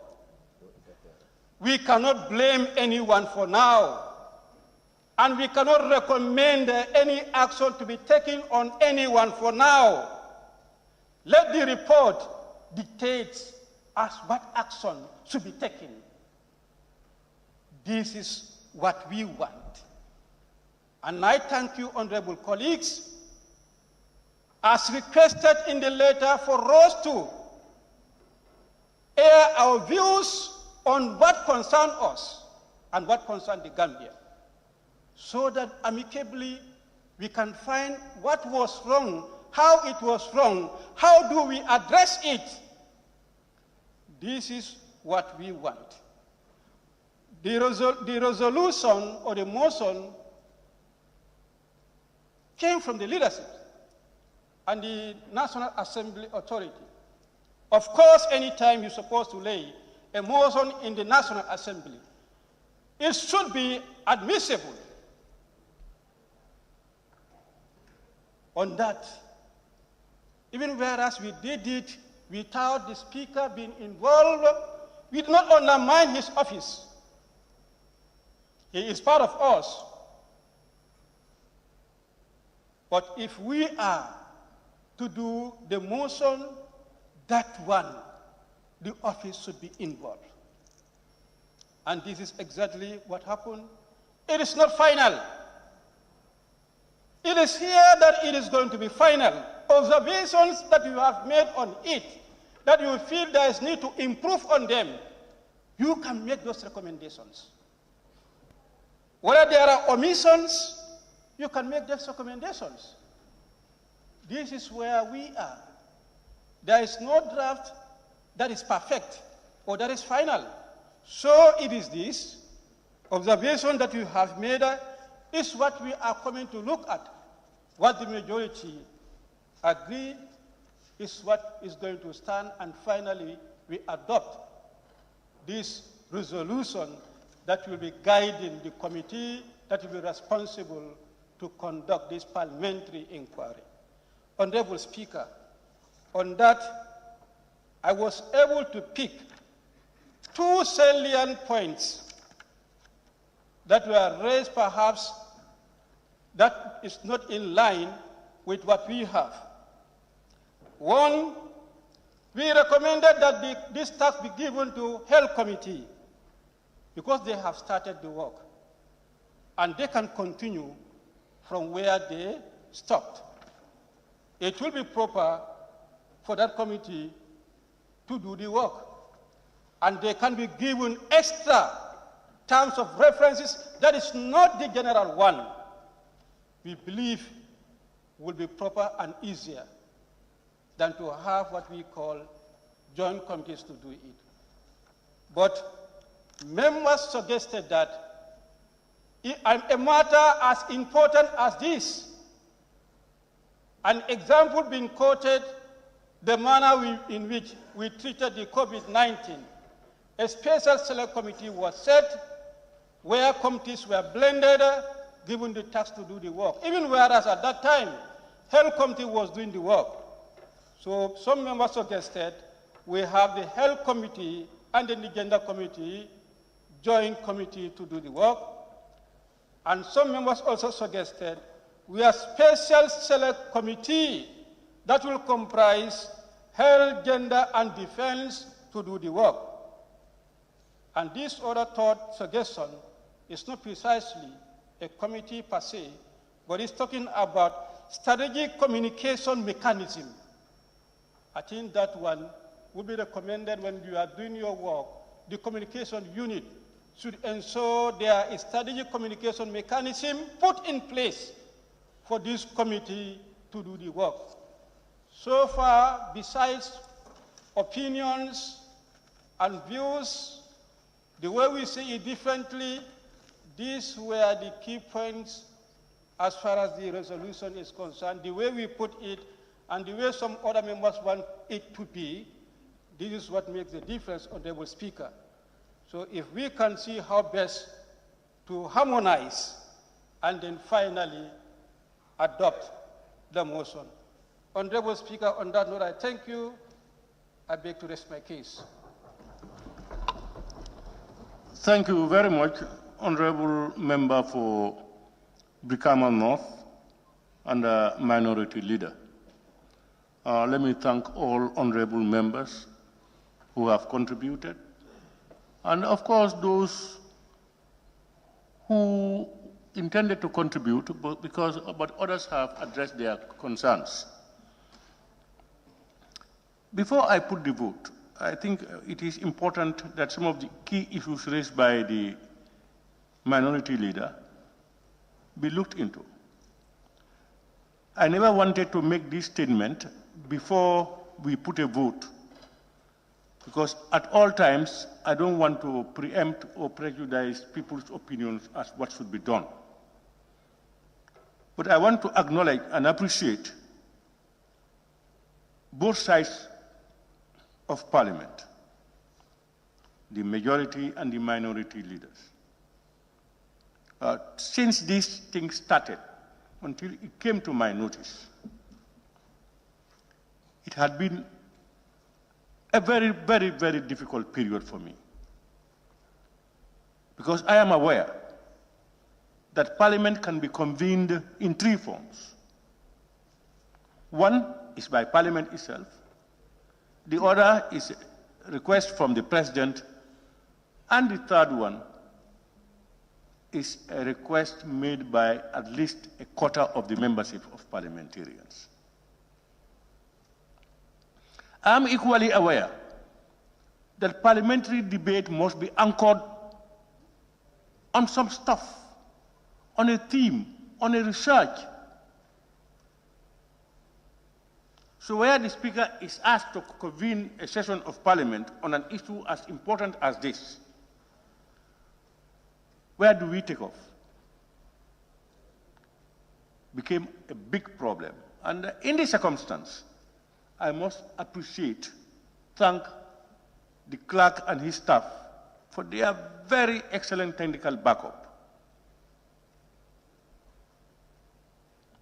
And throughout the period, throughout these days, I've had fruitful and constant consultations with both the majority and the minority leaders.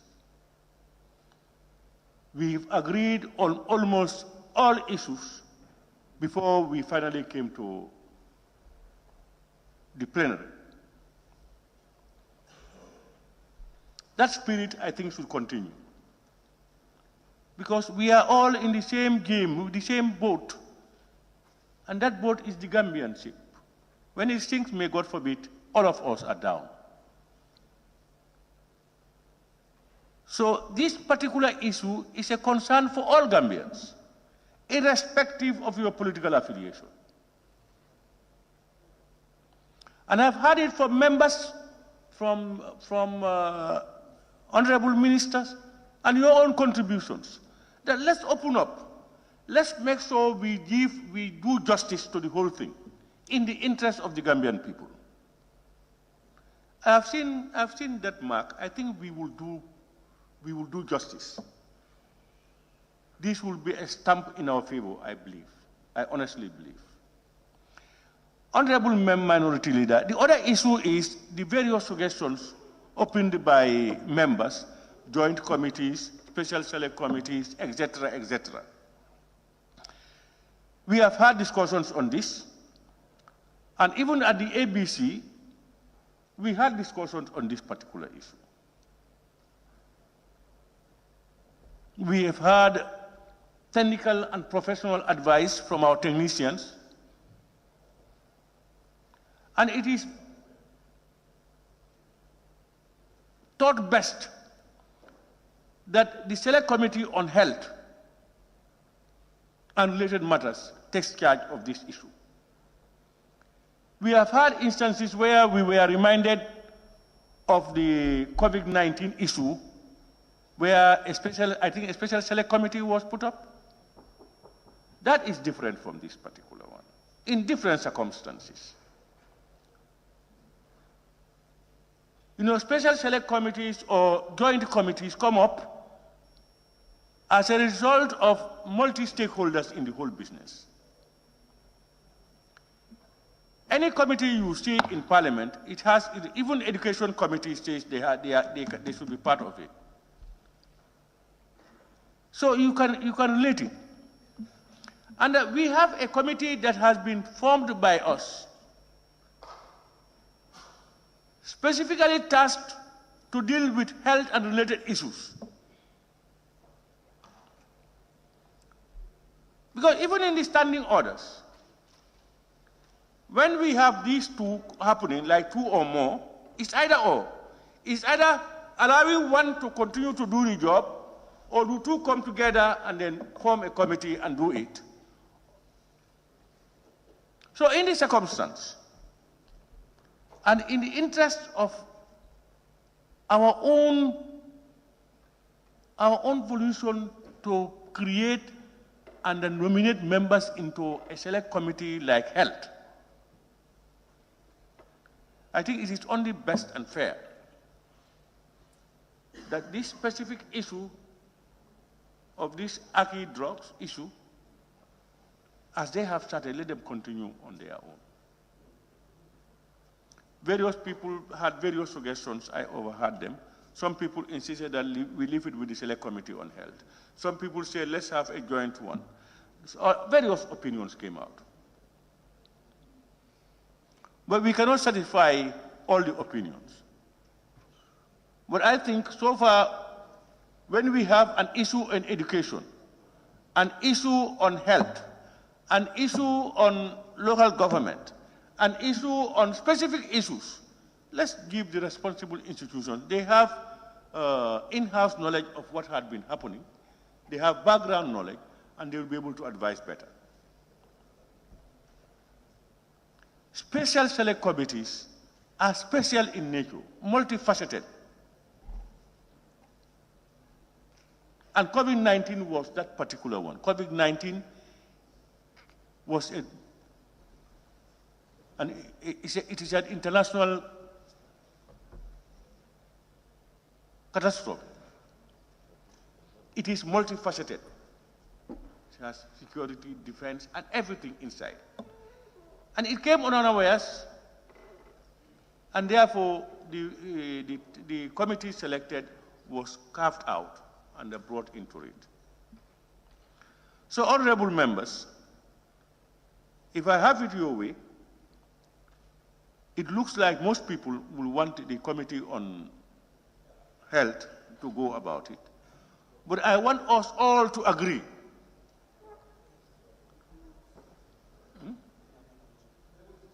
Yeah? Yeah, I'll give you the floor. I want us all to agree and accept one principle and move forward with that. I will encourage Honorable, is it Minority Leader? And then, where? And then from there we have Latrikunda Sabiji. I don't want us to involve into another debate, and then we have the Majority Leader. Honorable Minority, please. Yeah, thank you. I think I need to point it out. When we were preparing the resolution, and then observations were made exactly on the committee that's supposed to handle this. For the issue of special select committee, we have an issue with Standing Order 95-5, which reads, special committees may be established to deal with any specific time-bounded matters on a motion setting out the terms of references thereof and tabled by the Committee of Selection. That means you need the Committee of Selection to come with a motion for special select committee.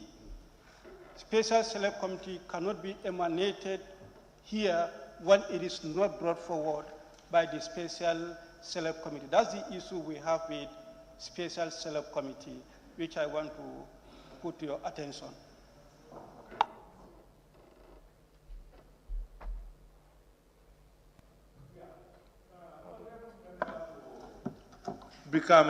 Sorry, Latikunda Sabiji. Very much, Honorable Speaker, for giving me the floor. I just concur and reinforce myself onto what the Honorable Minority Leader just said, so I don't want to say further. Thank you.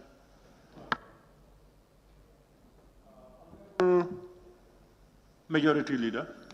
Yes, I think we are going by your proposal for us to allow the Select Committee on Health to really go ahead, hence started the thing, to limit it to a health committee and giving them the terms of reference to operate on that, and beg their indulgence to support the initiative. Thank you. Honorable members, I think we are now all on the same wavelength. I would therefore, before putting the question, want to once again thank you all. And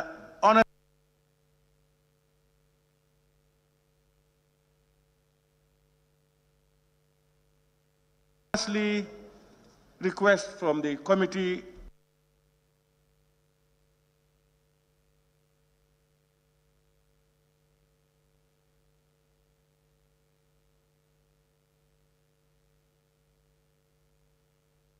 on health.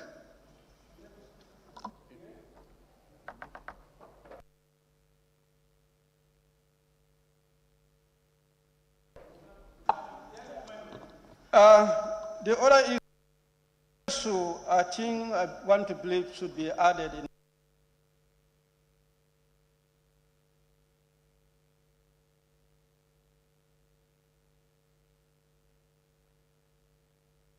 the motion of the terms of reference. It is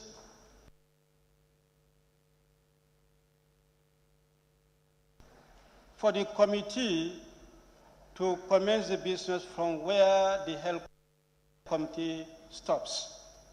This was not directly reflective in the motion, if that can be added there. So that was a... Now the health committee, you know, they started the work and they've gone very far. If they can start from where they stop, rather than going back, invite all the institutions that they dealt with before, then since we have not added any order, then it's better they start from where they stopped. I think that should be understood, that they have been on it, and all what we want to ensure is the TOR, they must make sure they address all our concerns. The TOR should be your reference point, because remember, the TOR ended with one statement. I don't know whether you people are aware of that statement. Any other related matter. We have enumerated 1, 2, 3, going, and said any other related matter. So it's an open-ended thing.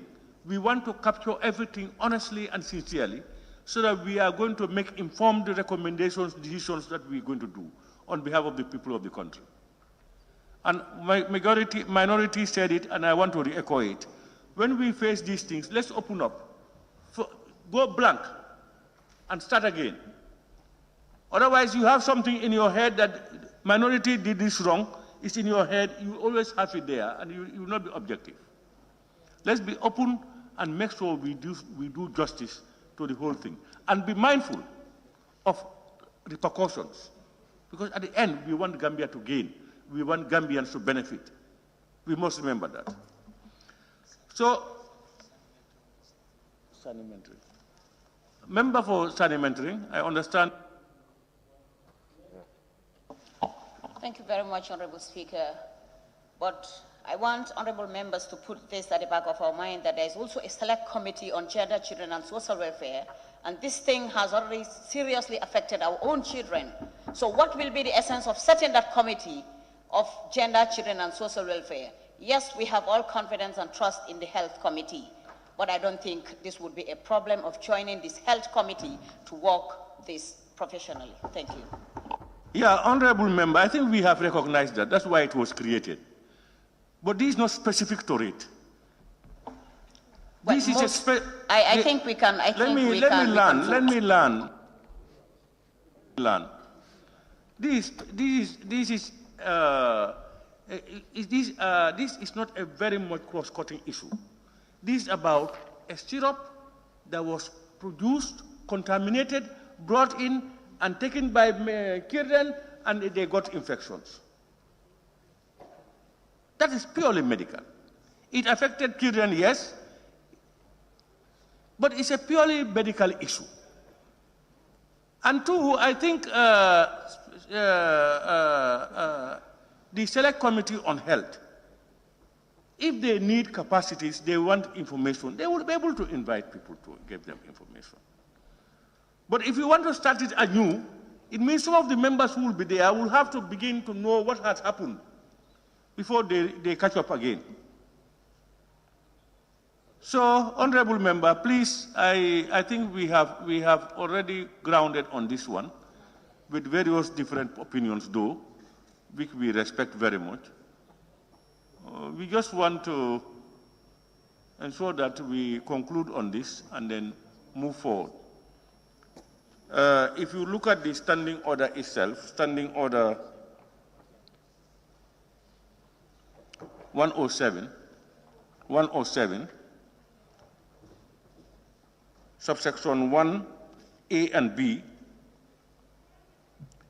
it says, where a matter may be of concern to two or more committees, those are the relevant committees, it may be dealt with by A, first one by one of the relevant committees disposing of it in accordance with the Standing Order 108. Two or more committees are interested, or that you can take one to deal with it on behalf of all of them. That's one. Then the second one is the relevant committees sitting concurrently. You have a big number, all the committees coming up, sitting together. I don't think that would do justice to the whole thing. So, honorable members, with the proposed amendments made by the honorable minority leader, which we have captured, and I think it should be noted by the Committee on Health, I now put the question that be it resolved that this honorable assembly do adopt the motion on the acute kidney injury resulting to the death of at least 70 children in the Gambia. Those in favor, please say aye. Aye. Not in favor, please say no. The ayes have it. Honorable members, let me thank all the Honorable Minister of Health and his technical backup, and all Honorable Ministers here in present.